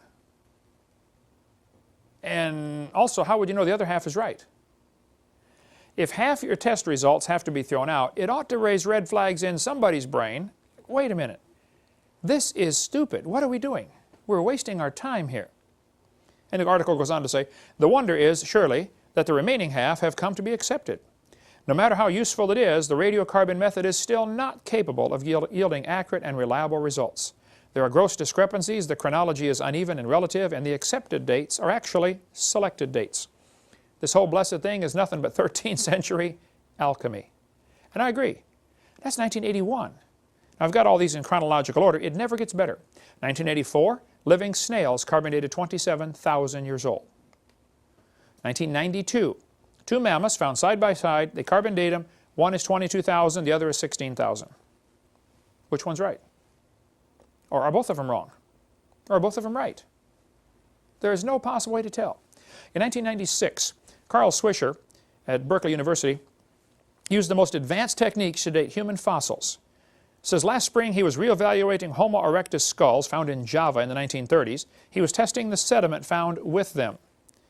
The species was supposed to be extinct for 250,000 years. Swisher used two different dating methods. He kept making the same startling find. The bones were 53,000 years at most, and possibly no more than 27,000. Well, I'd like to point out two things here. He's looking for 250,000 as his answer, but he keeps getting 53 to 27,000, okay? Which is only 1/4 of what he wants, 1/5 of what he wants, okay? But he's still getting a 96% error. I mean, is it 27,000 or 53,000? This is not an exact science. So when they publish an article in the paper and say, we found a dinosaur bone or a mammoth bone, and it was, 17,221 years old in 6 months and 3 days. Like, right, come on. You don't know that. They're making up this stuff, just absolutely making it up. Professor Rainer Prach von Zeiten, earlier the February of 2005, was resigned from a professor because he'd been lying about carbon dating for years. His frauds were exposed in February of 2005. He had dated the Bishkopf spire skeleton at 21,300 years old, but when they tested him at Oxford, they said it's only 3,300 years old. 700% error. He had said, Professor Prach had said he had found the oldest German, the first German to ever move to Germany, 27,400 years old. They tested it at Oxford and said, this is an old man that died in 1750. He's 250 years old. The professor had been lying about this stuff for decades, and so he finally resigned in disgrace. Well, he should, okay? One part of a mammoth dated 29,000 years old, another part was 44,000. You talk about a slow birth. That would be it, okay? I like this article from Rand McNally. The last 2 years, an absolute date was obtained for the Gandong beds above the Trinil beds. That's in Indonesia. It has the interesting value of 300,000 years, plus or minus 300,000 years. Boy, they nailed that one right on the head, didn't they? Plus or minus, 300% error. In the Geological Survey Professional Paper 862, and I get some flack over this, but I've got the paper in the library somewhere. We couldn't find it here. There's all kinds of articles about carbon dating things in Alaska. I just want to show you a few things here. They carbon dated sample number SI-454. See that on the map there, on the chart there? And said it was 17,210 years, plus or minus 500. Then they tested sample SI-455 and said it's 24,140 years old. Well, 17,000, 24,000, say, wow, that's working good, until you find out that's the same sample as 454. Very same sample. Test it again. So is it 17,000 or 24,000? Sample number 299 was less than 20,000 years old. That little caret means less than. Sample number L137X is greater than 28,000. We say, well, see, it's working good. This sample is less than 20,000. This other sample is greater than 28 until you find out it's the same sample as 299. How can a sample be less than 20 and greater than 28 at the same time? I taught algebra for a long time. I don't think you can do such a thing. That's not too good. Living penguins were dated at 8,000 years old. Materials from layers where dinosaur bones were found are carbon dated 34,000 years old. I was in a debate one time and this professor was getting so upset. Finally he said, how can you use Reader's Digest as a resource? I said, sir, I use Reader's Digest as a resource for the picture of the dinosaur bone, okay? It's not the resource for the fact, okay? That's where I got the picture from. Oh, okay. So we went on to the debate. But yes, dinosaurs ought to date, 70 million years old. A Russian scientist dated dinosaur bones at less than 30,000 years old. Hugh Miller from Columbus, Ohio, took in 4 dinosaur bone samples and said, would you carbon date these? And they charge like $600 to carbon date something. They carbon dated them and said they're less than 20,000 years old. He said, oh, by the way, these are dinosaur bones. They said, oh, well, then they're not 20,000. We've got to test them again. Why can't they be 20,000? They said, well, we know dinosaurs lived 70 million years ago, so if you had told us that, we never would have carbon dated them. One friend of mine died here several years ago, but he was doing a lot of archaeological work, and he dug down in this well and he found layers of burned wood, which is good to carbon date because obviously, it had carbon in it. And he put them in a baggie, sample number A, from such and such a layer. How many feet down, he labeled it A. Dug down 10 more feet, hit another layer of burned wood. A city had been destroyed, or 20 feet, whatever it was. He labeled it sample B. He took them in to have them carbon dated. Paid them the $600. They said sample A is, I forget, 3,000 years old and this one's 4,000 years old. He waited 6 months, switched the labels, took them back in, same laboratory, said, I want you to carbon date these samples. Now, sample B, the lower one, is in the top bag. Just switch the labels, and they give them the same results, 3,000 and 4,000. It doesn't work. It's never worked. Here's things to consider about carbon dating. When the sample of, you date a sample of known age, it doesn't work. If you date a sample of unknown age, it is assumed to work. That's not science, okay? As things decay, they produce helium. This helium, the amount of helium in the atmosphere, is only enough to account for a few thousand or few million years, not billions of years. There's a book called The Mythology of Modern Dating Methods by ICR, if you want to read stuff on that. They do a lot of testing on this. They're probably the experts in the creation community. This guy said, the rocks do date the fossils, but the fossils date the rocks more accurately. That's ludicrous, okay? And it all based on circular reasoning. They've known that for centuries. We'll cover more on that on video 4.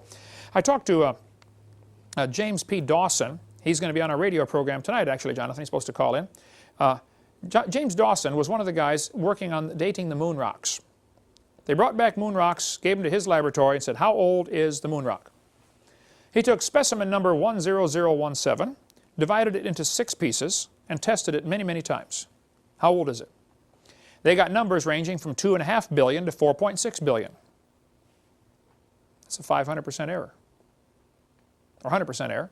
I talked to him back in '99, and he's in Oklahoma. There's his phone number. He was Chief of Engineering and Operations for the Lunar and Earth Science Division of the Manned Spacecraft Center in NASA in Houston. He worked on lunar samples, including the Genesis rock. He told me they found ages from 10,000 years to several billion in the same rock. His website, jpdawson.com. How can one rock be 10,000 years old and several billion years old at the same time? Something is wrong, okay? The book Bones of Contention has a great chapter at the end called The Dating Game, showing how that they will just change the dates whenever necessary. If it doesn't fit the theory, oh, let's test it again until it fits the theory. See, the theory is important. The facts are not. Evolution, as I've said many times, is a carefully protected state religion. And that's all it is. What about potassium-argon dating? Does that work? Actually, the numbers are bigger, but the problems and assumptions are exactly the same, and you can demonstrate it doesn't work. Potassium decays very slowly. This chart shows the different elements and their half-life. Carbon has a half-life around 5,700 years, but potassium, it takes 1.3 billion years with a B for half of that to disappear. Very slowly decays. By the way, I would like to point out, Your Honor, just for, appeal, that all of the dating methods are based on the decay of an element. Uranium decays to lead. Potassium decays to argon. They're all moving down the periodic table, not up. All going down. Just point out, keep that in mind in case we need to appeal this case, all right? 80% of the potassium in a small sample of iron meteorite can be removed by distilled water in 4.5 hours.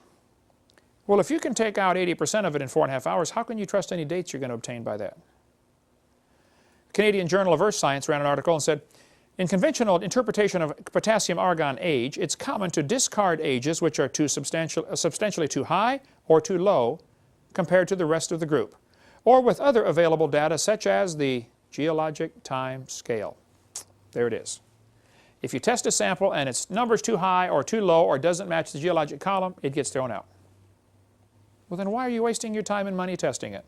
You already know how old you'd like it to be. Give it a number. Pick a number. It's dumb. The KBS tuff, a tuff is a layer of ash or lava, or generally ash that has been packed and turned into rock. It's called tuff, T-U-F-F. K. Brenzenmeier had been dating these samples of with potassium-argon dating because here's the theory. When a volcano erupts, the rocks and stuff coming out is really hot and any gases in it should be able to escape. Well, potassium slowly turns into argon, and argon is a gas. They use it for welding over at the shop. Argon welding, you know. Argon's a gas. So since potassium turns to argon, when the rock gets melted and shot out of a volcano, all the gas escapes. And so the theory says, this new layer should have been, the clock is now reset. It is 0 years old.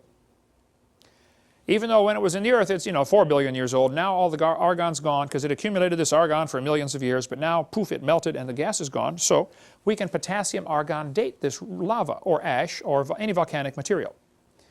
Well, they had been dating this layer of ash named after K. Brenzenmeier because she did research on it. They said it's 212 to 230 million years old. All the scientists agreed that layer of ash is around 200 million years old. Until Richard Leakey came along in 1972, and he's digging around under the KBS tuff, and he finds a perfectly normal human skull. Everybody panicked and said, wow, how can you have a normal human skull under 200 million year old rock when man didn't even evolve till like 3 million years ago?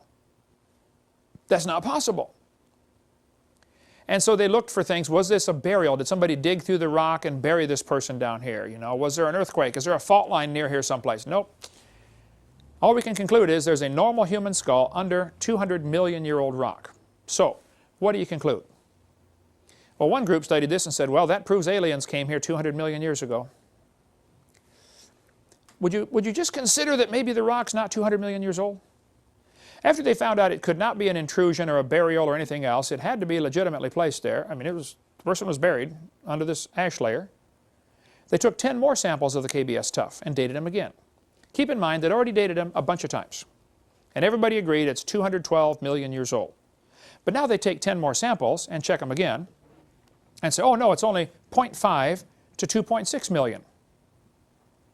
Well, that's way down from 212. Okay, they dropped the number way down. But they're still getting a 500% error from 0.5 to 2.6. This is not an exact science. See, back in 1770, they taught the kids the Earth is 70,000 years old. In 1905, they said it's 2 billion years old. By 1969, when I was a kid and they went to the moon, they brought back moon rocks and said, oh wow, they're 3.5 billion years old. That was the official age, 3.5 billion. Today they tell, and by the way, they did it with potassium-argon dating. You can see the article here from the newspaper. Today they tell the kids it's 4.6 billion years old. Do you realize the Earth is getting older at the rate of 21 million years per year? That's 40 years per minute. Wild dates are always obtained with carbon dating or potassium-argon dating. Dates that don't fit the theory are rejected. Only the correct dates ever get published. Well, then why are you wasting anybody's time? Why? It's not science. The original content cannot possibly be known. You can't know there's been no contamination. You can't know that the decay rates always remain the same. You can't know those things, okay? I'll give you a couple examples of potassium-argon problems and then we'll take a little break. Basalt from Mount Etna in Sicily. By the way, I climbed on Mount Etna when I was over there in Sicily. They knew it erupted in 122 BC. They said they knew it erupted in 122 BC. There were written records. Well, the potassium argon dated it and said it's 2.25 million years old. Excuse me? It should be like 2,000. When they tested lava from a Hawaiian volcano, they knew it erupted in 1801. The people watched it happen. That's the lava flow that covered our village, 1801. It gave an age of 1.6 million years old.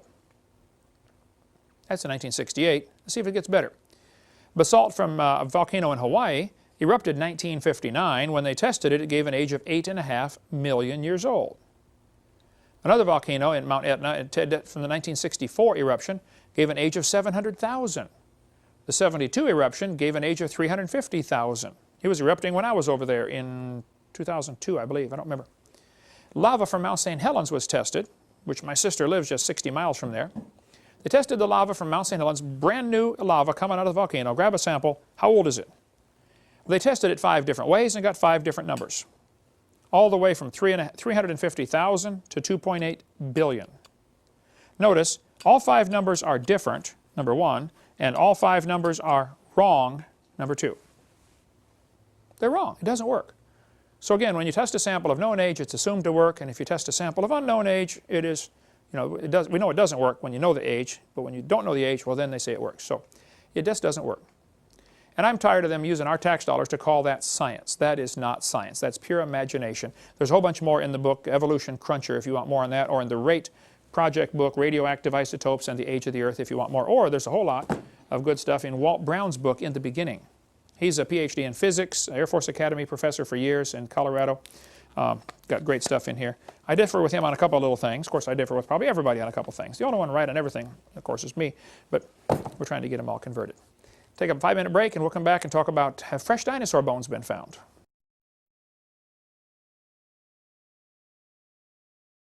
Next question we often get asked is, hey, if dinosaurs drowned in the flood, have we found fresh dinosaur bones?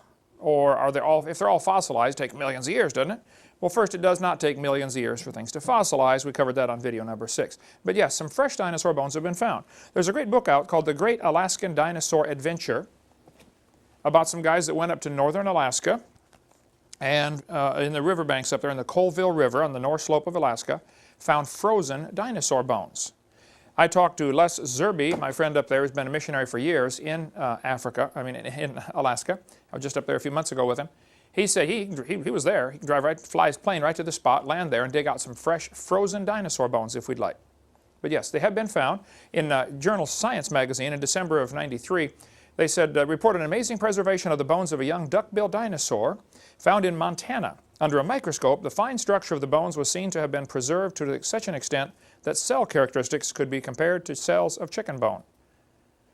Anybody who teaches dinosaurs died millions of years ago has not studied the real evidence, okay? In northwestern Alaska, in 1961, a geologist found a bed of dinosaur bones in unpermineralized, that's unfossilized condition. This is possibly the same bed that Les Zerby goes to. He offered to take me last time I was there, but the weather wouldn't permit it. We were going to fly up there for a couple hours and see this stuff. I'll go next time I get up there. In Prudhoe Bay, Alaska, which is way on the north slope near Barrow, Alaska, they found frozen dinosaur bones. They're as light as balsa wood and look as fresh as yesterday's dog bones. The structure was porous and the fossils were not mineralized, not fossilized. A Canadian Indian, Eskimo, in 1987 on Bylot Island up in northern Canada, found part of a lower jaw of a duck-billed dinosaur. It was in fresh condition. Joe Taylor, our friend from Crosbyton, Texas, has a website, mountblanco.com. He has dug up dinosaur bones before that are not fossilized. He's dug up dinosaurs all over the world. But in the summer of 2005, they found dinosaur tissue inside a T-Rex leg bone, and the dinosaur tissue was still soft. Now, the scientists are trying to figure out, like John Horner from Montana is trying to figure out how could they stay soft for 70 million years? The thought will never cross his mind that maybe they're not 70 million years old. Okay, he's already committed to that. And to say maybe they're only 6,000 years old or 4,400 years old from the flood would absolutely be anathema to them. They'll never consider that. So now they're going to probably get a government grant and try to figure out how could they stay soft for 70 million years. They're totally asking the wrong question. The question is when they formed, not how they formed. Here's a picture from a magazine showing they found a fossilized dinosaur, still had what they thought, and I believe was confirmed, was the heart, soft tissue, fossilized in a dinosaur. Up in Alaska, they frequently find dinosaurs. Well, Alaska's cold. Reptiles don't do well in cold weather. But dinosaurs in Alaska? Not many, but a few have been found. And yes, it's true, some have been found that are not fossilized. You can do more research on that on your own, and we'll cover more in our college class when we get to that. If there really was a flood, I often get the question, well, where's all the humans? Why aren't there more human bones? There should be, bazillions of human bones buried. I mean, we find lots of clams, find lots of other animals. And it's true, of all the fossils formed, Jonathan, I don't know if you know the percentage. It's like 90% of all the fossils formed are marine organisms. Have you read something like that? And 90 or 98. 90 or 98, animals that live in the water, okay? Very few mammal fossils are found, and very few, human fossils are found. Marvin Lubenow, in his book Bones of Contention, it's the best one I'm aware of on the topic. He's a creationist, but he spent years and years and years, like 25 years, studying all the human remains. He says there are about 4,000 human remains have been found. Now, and it's compared to clams, we find billions of those, or fish, we find billions of those. Why only 4,000? Well, there's a couple of things to consider. Why so few human bones are found? And by the way, they're all 100% human. Actually, the Neanderthals had thicker bones than we have. They were in much better condition. They were like, they say the average Neanderthal could pick up a football player and fling him over the goalpost. I mean, they were just incredible condition. The muscular structure must have been great. But when God made the world 6,000 years ago, there were two people, but it was full of plants and full of animals. 4,400 years later, it was still full of plants and full of animals and still not full of people. I have no idea what the population was at the time of the flood. This is just a pure guess with probably 1 billion people. If you figure they're living 900 years and having 70 or 80 kids per family, that's what you need, Tanya, about 70 kids, right? It would be a large population in a hurry, but let's just pick a number and say there was 1 billion. Why are so few found as fossils? Well, the purpose of the flood, according to Genesis, was to destroy man off the earth. That's why God did the flood. The Bible says there were giants in the earth in those days, and there were mighty men of old. So, I don't know for sure what that means, but I suspect that might mean the people were actually bigger before the flood came. We've covered on video 2 about some of the giant fossil skeletons that have been found. People 9 feet tall, 10 feet tall, 12 feet tall. I don't know if everybody was that big or not, but certainly it appears some of them were.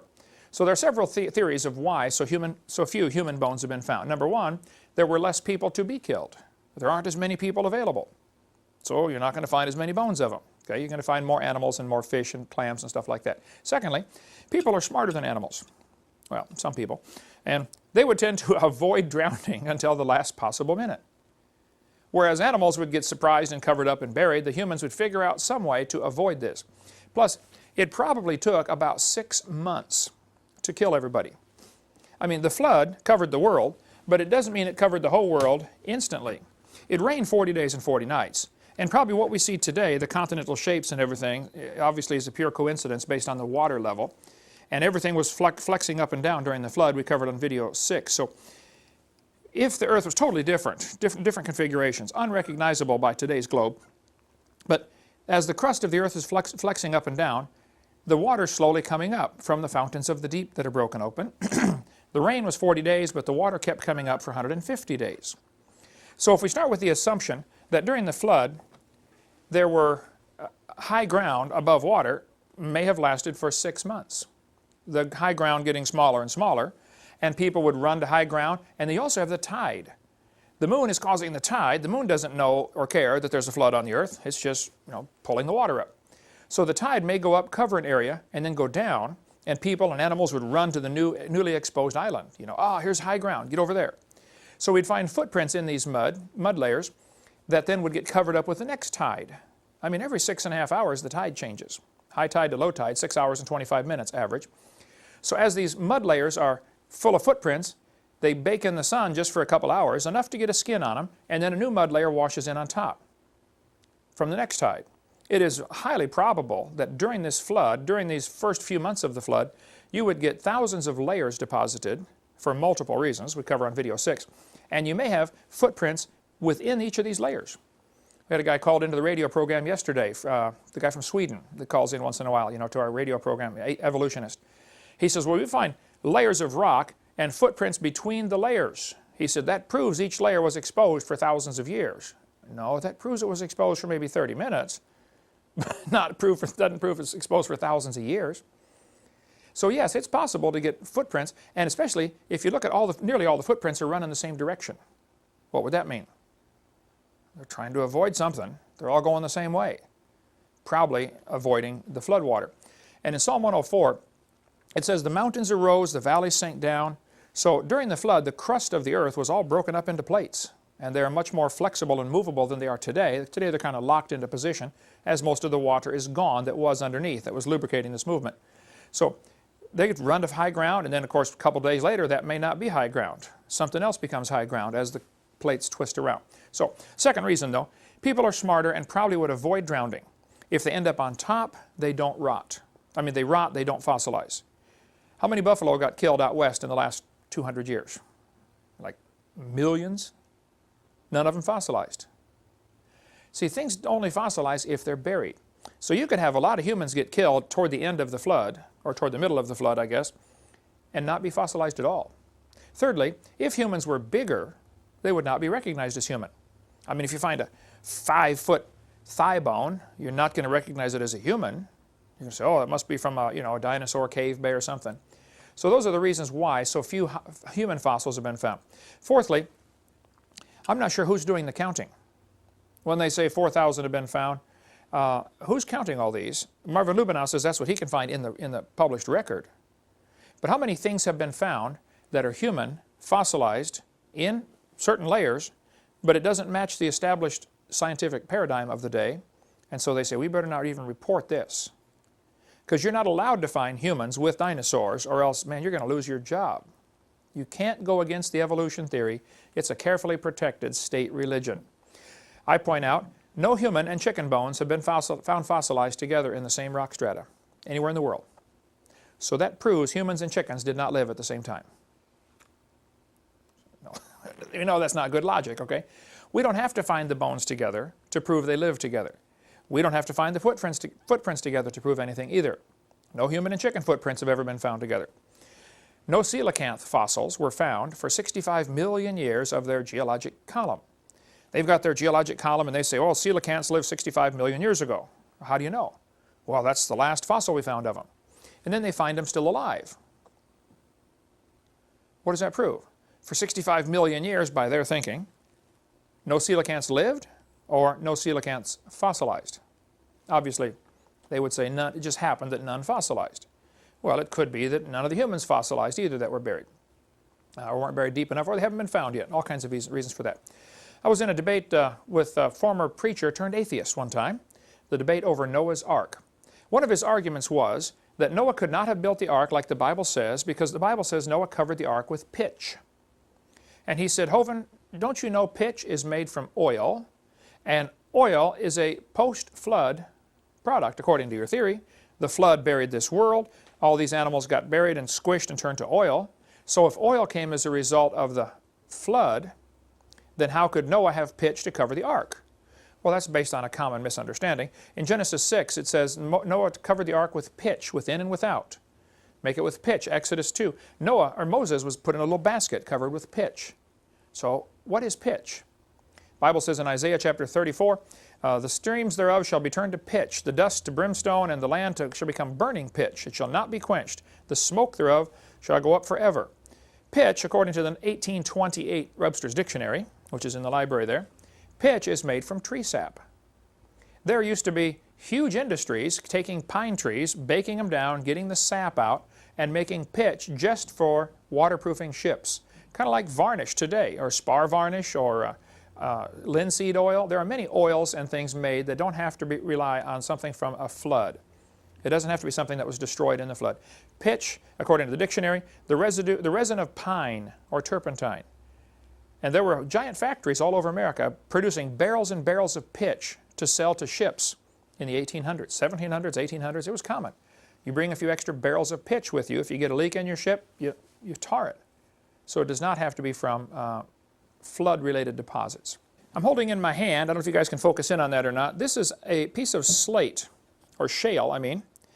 There are probably 60 layers to it, real thin layers, and you can see oil oozing out the side.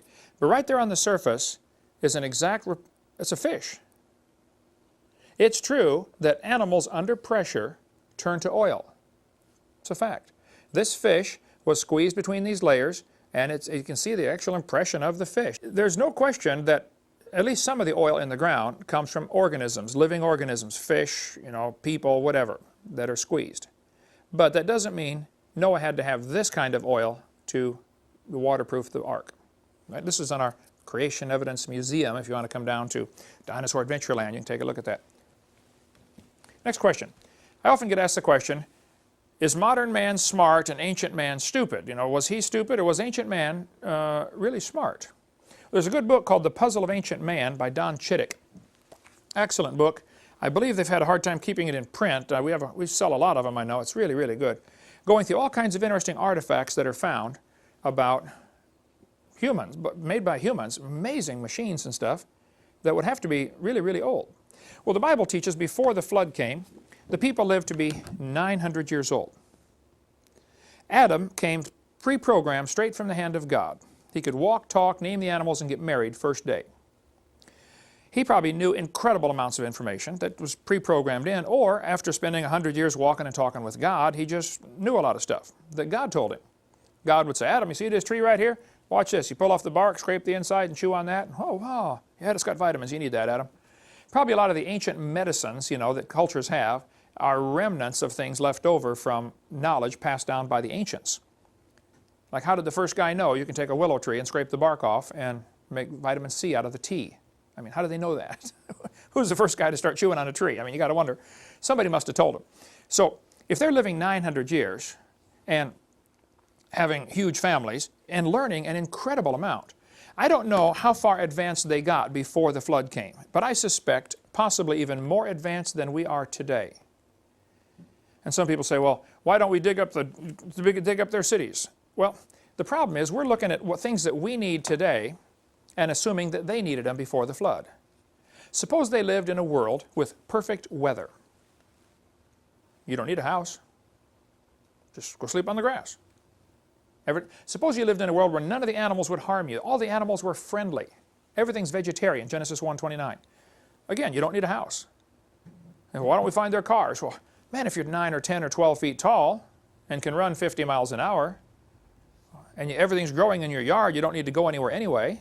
Why do you need a highway system? Why do you need a car? You don't need airplanes. You don't need trains. So if you can think Garden of Eden conditions, the things that they needed would not be the same things that we need. After the flood, the people were still living to be 400 years old. So a lot of this knowledge would be retained. Now today, about the time you know everything, you're 80 years old and you die. Now you can't pass it on to anybody else. But if you could live to be 400 or 500, you could pass on your knowledge to your great-great-great-great-great-great-grandchild. So it'd just be a real, real different world back then. So a lot of this knowledge, I think, went to the grave. But in the old days, you could go talk to your great-great-great-great-grandfather and get advice. And he'd give you some really cool advice on how to do certain things. Many civilizations after the flood would arise very quickly. If you got a bunch of smart people, Noah's sons, having 15, 20 kids per family or whatever, and they're going to go off to this area and they're going to build their own civilization.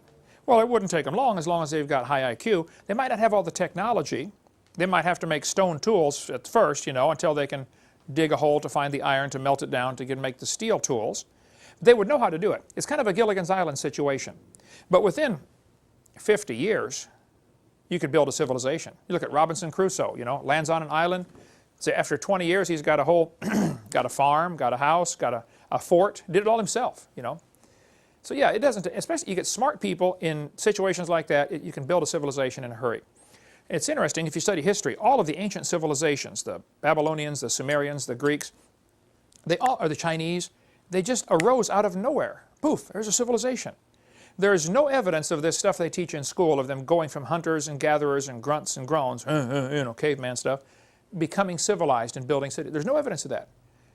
Farther back you go, it's all of a sudden, poof, there's the beginning of the Egyptian civilization, the beginning of the Chinese civilization, just like they moved in and built it in less than 100 years. So some strange things have been found in the fossils, as in the ground, that would indicate man used to be really smart. This little airplane, for instance, is in the Smithsonian, I believe. Right, yeah, in Smithsonian. It was found in a grave in Colombia. It's about 1,000 years old. But it's an airplane, quite obviously, with all the features of an airplane. But it can't be an airplane, according to the evolutionist, so therefore they have it labelized in the Smithsonian as a stylized insect. Now tell me, does that look like a stylized insect to you? See, they can't admit that ancient man knew about airplanes because that would go against the theory. The theory says modern man is smart, ancient man was stupid, he was, a chimpanzee walking on four most of the time, slowly came up, and here we are today, the gods of the universe. That's the thinking in their mind. Actually, the evidence shows the opposite of that. Here's an airplane, again, found in an Egyptian tomb this time, 2,100 years old, pre-Christ. How did they know about airplanes? A little model airplane. They knew about flight. This iron pot, we've got a model of it here, was found inside a lump of coal. This is a replica. You can get a replica from Carl Baugh. They're breaking open a lump of coal, and there's an iron pot inside. They examine the coal that comes out, and it's molded right to the pot on both sides. I mean, the coal formed around the iron pot. What would you conclude? That a coal miner dropped it? No, because then the coal won't be conformed to the pot. I would conclude that they had iron and were making iron vessels before the flood. During the flood, they got buried in a forest of trees and squished and turned to coal, and of course it's not going to affect the iron any. How do you get an iron pot in a lump of coal? Ancient man must have been smart, not primitive. In Peru, they've got giant stone walls like the one in the picture here. These stone walls are phenomenal. Some of the rocks in there are so huge, we can't even move them today. There's more in the Puzzle of Ancient Man about that topic if you want to read more, but there's one of the stones down in Peru weighs 20,000 tons. Now, to give you an idea how big that is, the largest crane on Earth today can lift 3,000 tons. I think they just built one in Japan, if I recall, for unloading ships. I just heard about it in 2003 or 4, that can lift 6,000 tons. There's something like that. That may be the new, somebody's going to say, oh, Hovind, you're wrong, it's more, 3,000 is wrong, you're lying. I'm not lying, I just don't know. I think it's 6,000 tons now, okay? But still, you've got stones up here that weigh 20,000 tons. How did they move that? Who did it and how did they do it? I don't think it's logical to say ancient man was primitive. They must have known something we don't know today. Like this guy said, what is truly impossible about the block is that it's the size of a 5-story house and weighs 20,000 tons. We have no combination of machinery today that could dislodge such a weight, let alone move it. We can't even break it loose from the ground, let alone move it. We can't do it. This bell was found inside a lump of coal in West Virginia. The guy who had it on his desk for years later moved to Central Florida, and I've not been able to, he's an old man now, I've not been able to get a hold of him lately, so if you get his address, let me know. Because I think he needs to have that on display at a Creation Museum in Pensacola, Florida. That's what I think. This thing was analyzed, and they said, well, this is some kind of strange, old, like a Buddhist type god on top of here. But how could you find a brass bell inside coal? Ancient man knew how to work with all the metals. Bible says Tubal-Cain was an artificer in brass and iron. That's Adam's grandson. They were already working with brass and iron. This little zinc and silver vessel was found inside rock, supposed to be 600 million years old. Well, I disagree with the 600 million year part, but they knew about things. There's a great article in the Puzzle of Ancient Man about the little device found in a ship that was sunk in 100 BC in the Aegean Sea, which is right next to Greece. Okay? It's got an analog computer on board. How on earth did they know about analog computers in 100 BC? It's called the Antikythera device, Antikythera mechanism. The History Channel in March of 2005 was amazing. It had a whole hour-long message about this Antikythera device found in Greece. They actually built a working model of it and said this thing, by turning the crank, would be able to predict where the planets would be or the sun would be. It'd be like an amazing computer for ships navigating. 100 BC. No, ancient man was not primitive. You can get copies of this hammer from our museum. This Dr. Baugh has the original in his museum. He lets us make replicas of it. This was found in 1934 in Texas, New London, Texas. When they first found the hammer, the handle was petrified, what was left of it. And they looked at the hammer and said, man, it was in solid rock. I said, what on earth? How can a hammer be in rock? And the rock was supposed to be 400 million years old. So, of course, guys who believe in evolution would say, well, that just proves aliens visited the planet 400 million years ago and one of them dropped his hammer. I mean, that's the kind of logic they use. Instead of thinking, you know, maybe our whole time scale's wrong. They will never consider that. They cut a little notch in the hammer with a file in 1934 to see what kind of metal it was. It is still not rusted, the notch. It's a type of a stainless steel.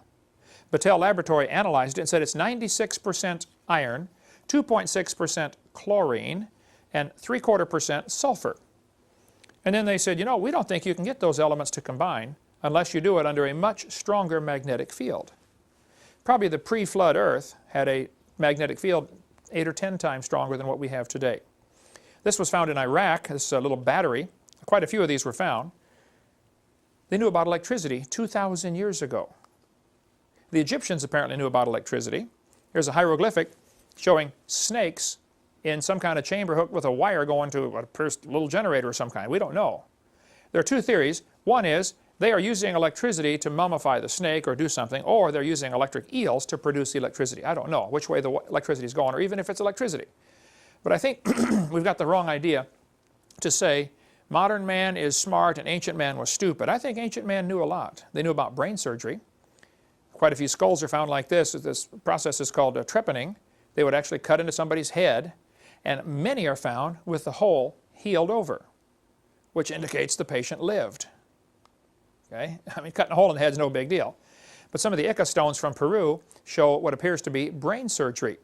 Dr. Dennis Swift, that spoke at our boot camp in 2004, has some of the instruments, the hardened copper instruments that they would use for brain surgery, or for surgery, period. Okay? Ancient man knew how to do all kinds of things with people's heads, besides cut them open and let them heal. They made strange shapes to the heads. They apparently did heart surgery. From some of the Ica stones anyway, it appears that they're doing, you know, open heart surgery. Here's a guy with an artificial limb attached, so they knew about that. That would have been, you know, 2,000 years ago. This little machine appears to be some kind of steam engine. They might have known about some kind of power like that 2,000 years ago. They certainly knew about the wheel. This little cat was found on wheels to move around, a little kid's toy apparently, in some of the Inca Indian tombs. They certainly were smart as far as biology goes. This little spider is one of the, little nothing, it's 150 feet tall. It's one of the Nazca Line images. We cover some of that on video too, but they knew that to make this spider with no eyes, because it's blind, these little spiders are extremely rare. It's only 1/8 of an inch long, and it lives in caves, in the dark, in the Amazon, 1,000 miles away from where the drawing is. So they really knew about their biology. And they knew to make the one leg longer, and it's the correct leg too. Third leg down on the right side. That leg, during mating season, for 15 seconds, that one leg grows longer and exchanges DNA off the tip of that leg. And they knew that. So they were not ancient, not stupid. They were ancient, but they were not stupid. This Pira Reis map of 1513 shows Antarctica with no ice on it. How did they know to, first of all, how did they find Antarctica? How did they know to map it with no ice? Something was different, okay? This metallic sphere was found in South Africa. It has 3 parallel grooves around the equator, but it was found in what they said was pre-Cambrian material, 2.8 billion years old. Well, of course, I disagree with the 2.8 billion years. It's a human artifact, quite obviously, found in rock, supposed to be 2.8 billion years old. But see, rather than question, you know, maybe it's not 2 billion years old, guys like Michael Cremo, who wrote the great book on stuff like this, they're called OOPArt, Out-of-Place Artifacts, O-O-P-A-R-T. He studies all kinds of these things. Now, he's a Hindu. Michael Cremo has the book Hidden History of the Human Race. He says this proves aliens came and visited the Earth 2.8 billion years ago. Rather than question, hey, wait, maybe the whole geologic column is wrong, they just, I don't know why, they're not allowed to question that. His book's called The Hidden History of the Human Race. It's in our library if you want to read that. Here's a mortar and pestle. You know, to grind wheat or grind flour with, grind corn. The problem is, it's in rock supposed to be 33 to 55 million years old, way before man got here. So what do you conclude? Well, again, aliens came, visited the planet. These little spirals were found. The thing that's amazing about these little spirals, they're made of tungsten. Very difficult metal to work with. very difficult to refine. And these things are 3/10,000ths of an inch, 3/10,000ths of a millimeter in diameter. And it follows the perfect golden mean ratio. Same thing used in the Fibonacci sequence, 1 to 1.618. How do they know about that? A lot of these are found in Russia. Pavel, if you get over there, bring me some of these. I want some of these for the museum. These little amazing little spirals. There's all kinds of stuff on the internet about that if you want to read it. Well, what about the pyramid? Who built the Great Pyramid? If we're thinking ancient man is, dumb, how did they build the big pyramid? There are 66 copies of the original, apparently.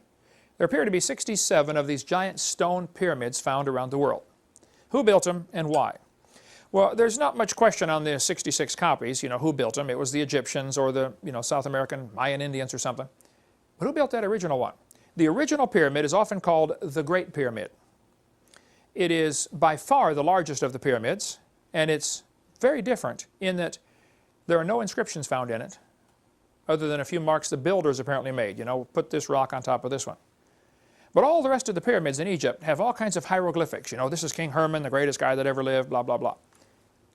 Not this one. The greatest pyramid, the biggest building on earth by far, has no inscriptions. Who built it? Why was it built? Well, there are 4 theories about the Great Pyramid. And they fall into 2 general categories. One theory says it was built before the flood by some godly people, i.e. Adam, Enoch maybe, I don't know. And the purpose of it was to preserve some ancient knowledge. Because there are some amazing mathematical formulas in the pyramid. Like, twice the height divided by the base is the value of pi, 3.14159, I forget. There's all kinds of amazing mathematics in the Great Pyramid. So one theory says it was built by godly people before the flood. Second theory says it's built by heathen before the flood. It's just a heathen structure, some kind of temple worship or something. The third theory says it's built by godly people after the flood. And the fourth one says it's built by heathen after the flood. Probably it was not built during the flood. I think we could probably all agree on that, okay? Not a good time to build a pyramid. I kind of lean toward number 1, but I wouldn't prove that. I couldn't prove it and wouldn't be dogmatic about it. I think some godly people, probably Enoch, built this pyramid to preserve the gospel story. One of the theories on all this is, of course, Adam did not have a Bible. So God gave him the gospel story in the stars. This is what many people think, and I kind of lean that way, though I'm willing to discuss it. Noah did not have a Bible.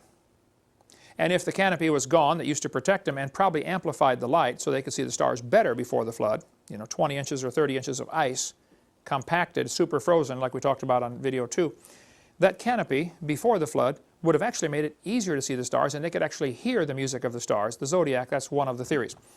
But Noah didn't have a Bible. He had a couple chapters, because Adam actually wrote part of Genesis. Okay, we cover that in the teledose coming up here soon. So God gave them the gospel in stone. This is how it preaches good. Whether it's true or not, I don't know. But basically, there used to be the gospel in stars, then there was the gospel in stone, and today we have the gospel in Scripture.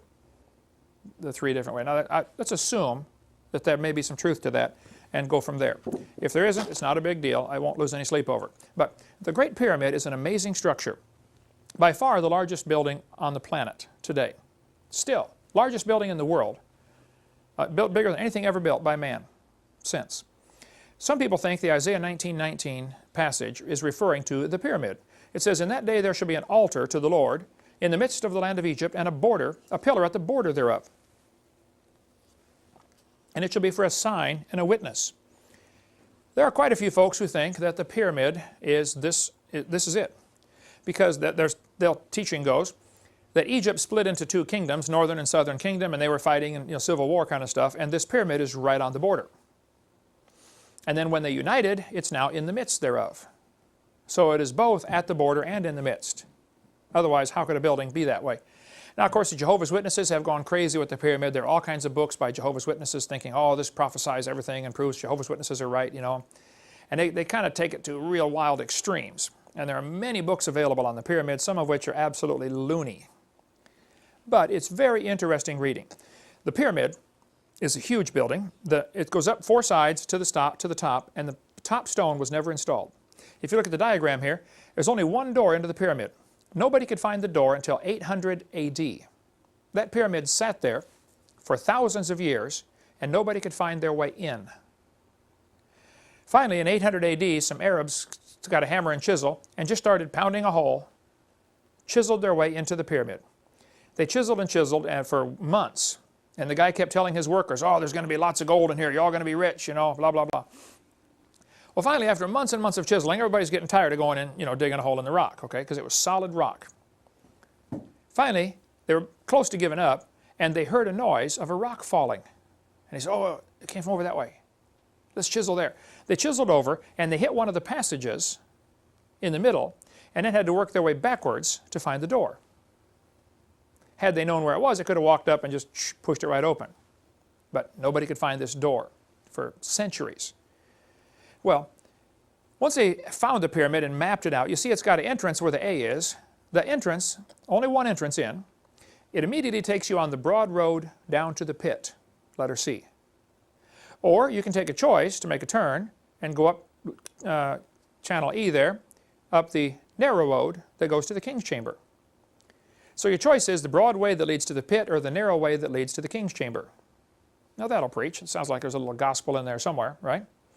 If you get to the king's chamber, you find yourself in an empty tomb where nobody ever rotted, no bodies decomposed in there, and it's on the 50th row of stones.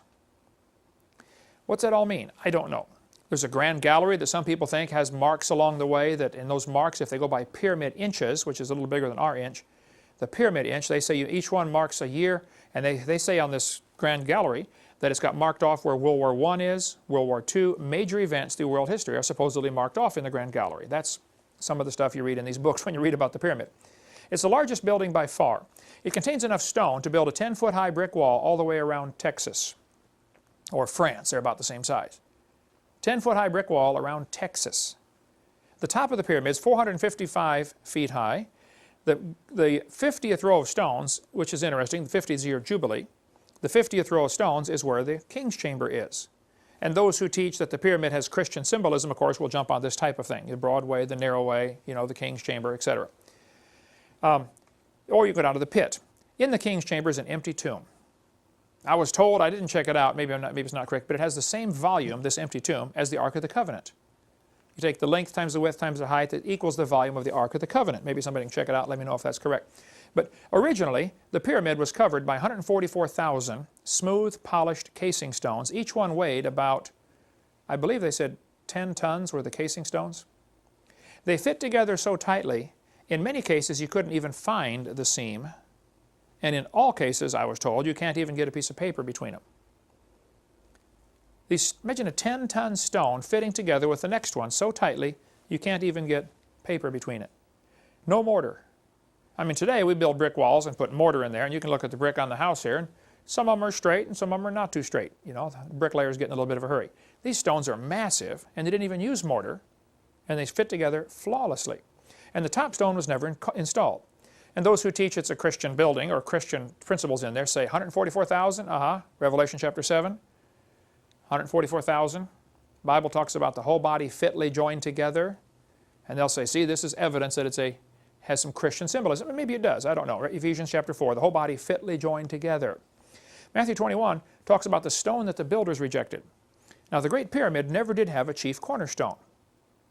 Imagine the largest, neatest building on the planet, no cornerstone. Why would they stop one rock short? Why didn't they finish the job?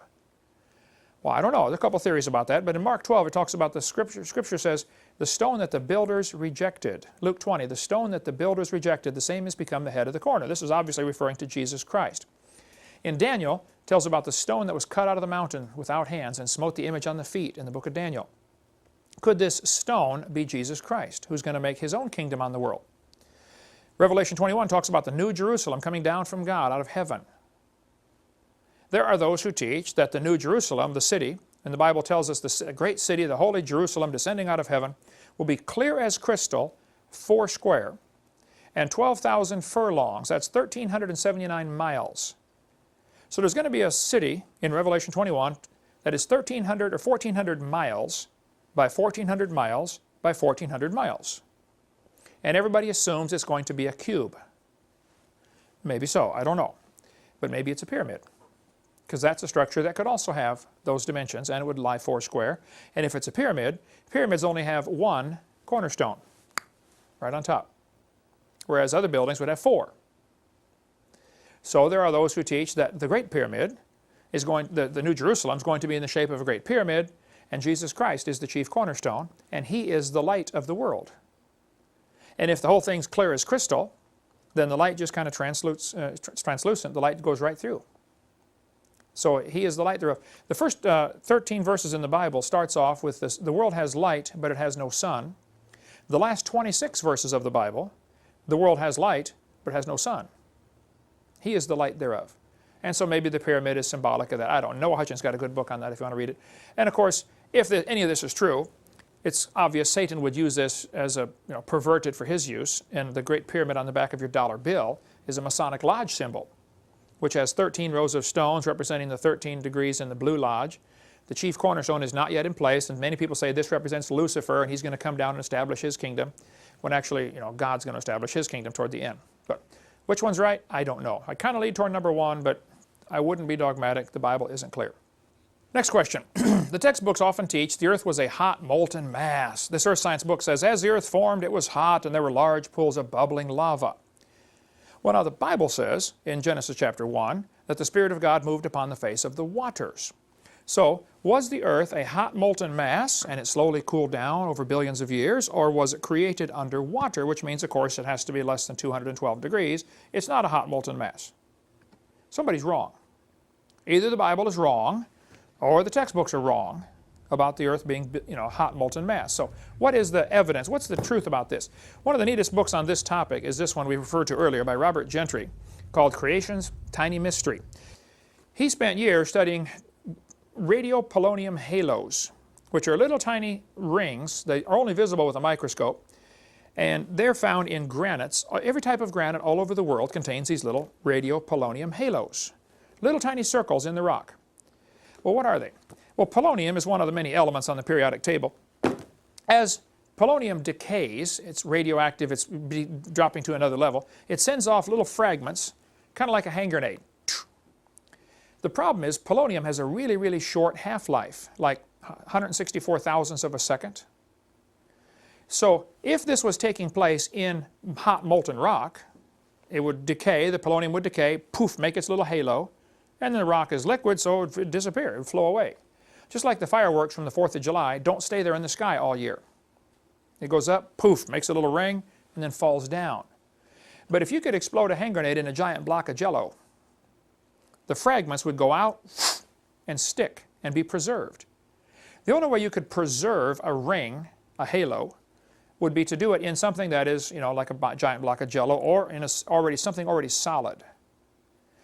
The way to get these little polonium halos preserved, which are found all over the world, is to do it while the rock is already solid. Robert Gentry was writing all kinds of articles about this radiopolonium halo, saying, look, this indicates the earth was never a hot molten rock. And granite is an interesting rock. I don't think anybody knows for sure how granite formed. If you melt granite and then let it cool down, it does not turn back to granite. It turns to rhyolite. You can see a picture of rhyolite here.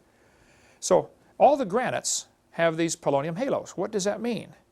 Apparently, granite was the original created foundation stone. That was the original created rock.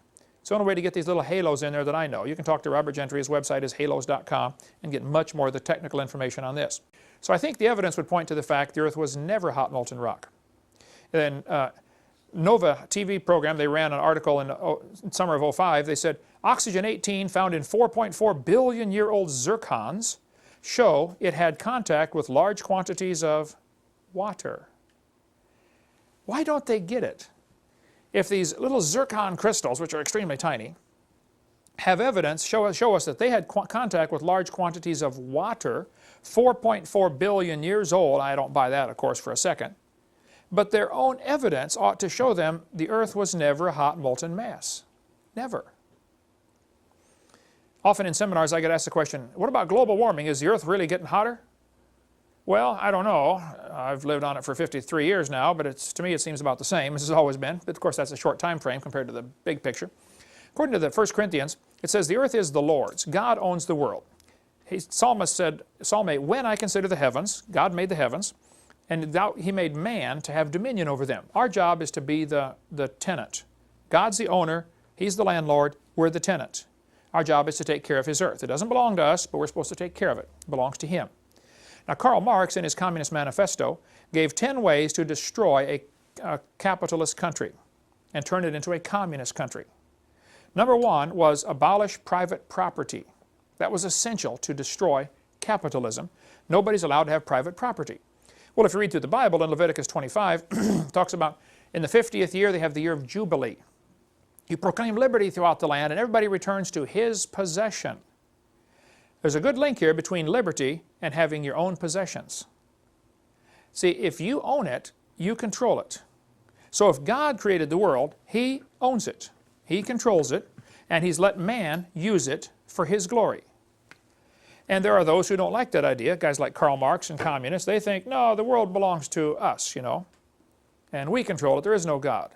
But in 1 Kings, it talks about having your own vine, your own fig tree, drink water out of your own cistern, running waters out of your own well. Private property is essential to liberty. And Peter Burrell said, we reject the idea of private property. Kids in school today are having pledges like this. Talk about stupid. This kind of stuff's on the walls of many public schools. I pledge allegiance to the earth, which I do love and depend on, and to all life on land, air, and sea, which is as much a part of earth as me. This one says, I pledge allegiance to the world, to care for earth, sea, and air, to honor every living thing with peace and justice everywhere. Jacob Redstead told me a couple years ago, he said when he was in 3rd grade in elementary school in Minnesota, his teacher, Miss Klophocky, took down the American flag and had the 3rd graders pledge to the earth instead. Can you imagine? Boys and girls, we're going to pledge to the world today. They're starting these kids in 3rd grade. Half the cartoons on Saturday morning TV now are that kind of way, Destroy the mean old capitalists, that are destroying the world, and save the planet, Captain Planet. There's all kinds of cartoons designed to get the kids thinking that, we got to save the earth. Well, I am against pollution and I'm against destroying things unnecessarily, okay? But the real purpose of this environmental movement and the big scare about global warming is not to save the earth. The purpose is to establish communist plank number 1. Abolish private property. They want you to have to get a permit to cut down a tree on your own property. One guy in California had this tree was growing, obviously, into his house. And it was crushing the front porch. The house was 100 and some years old. And it had been planted and the tree was growing and was caving in the front porch. So he went to get a permit to cut down the tree.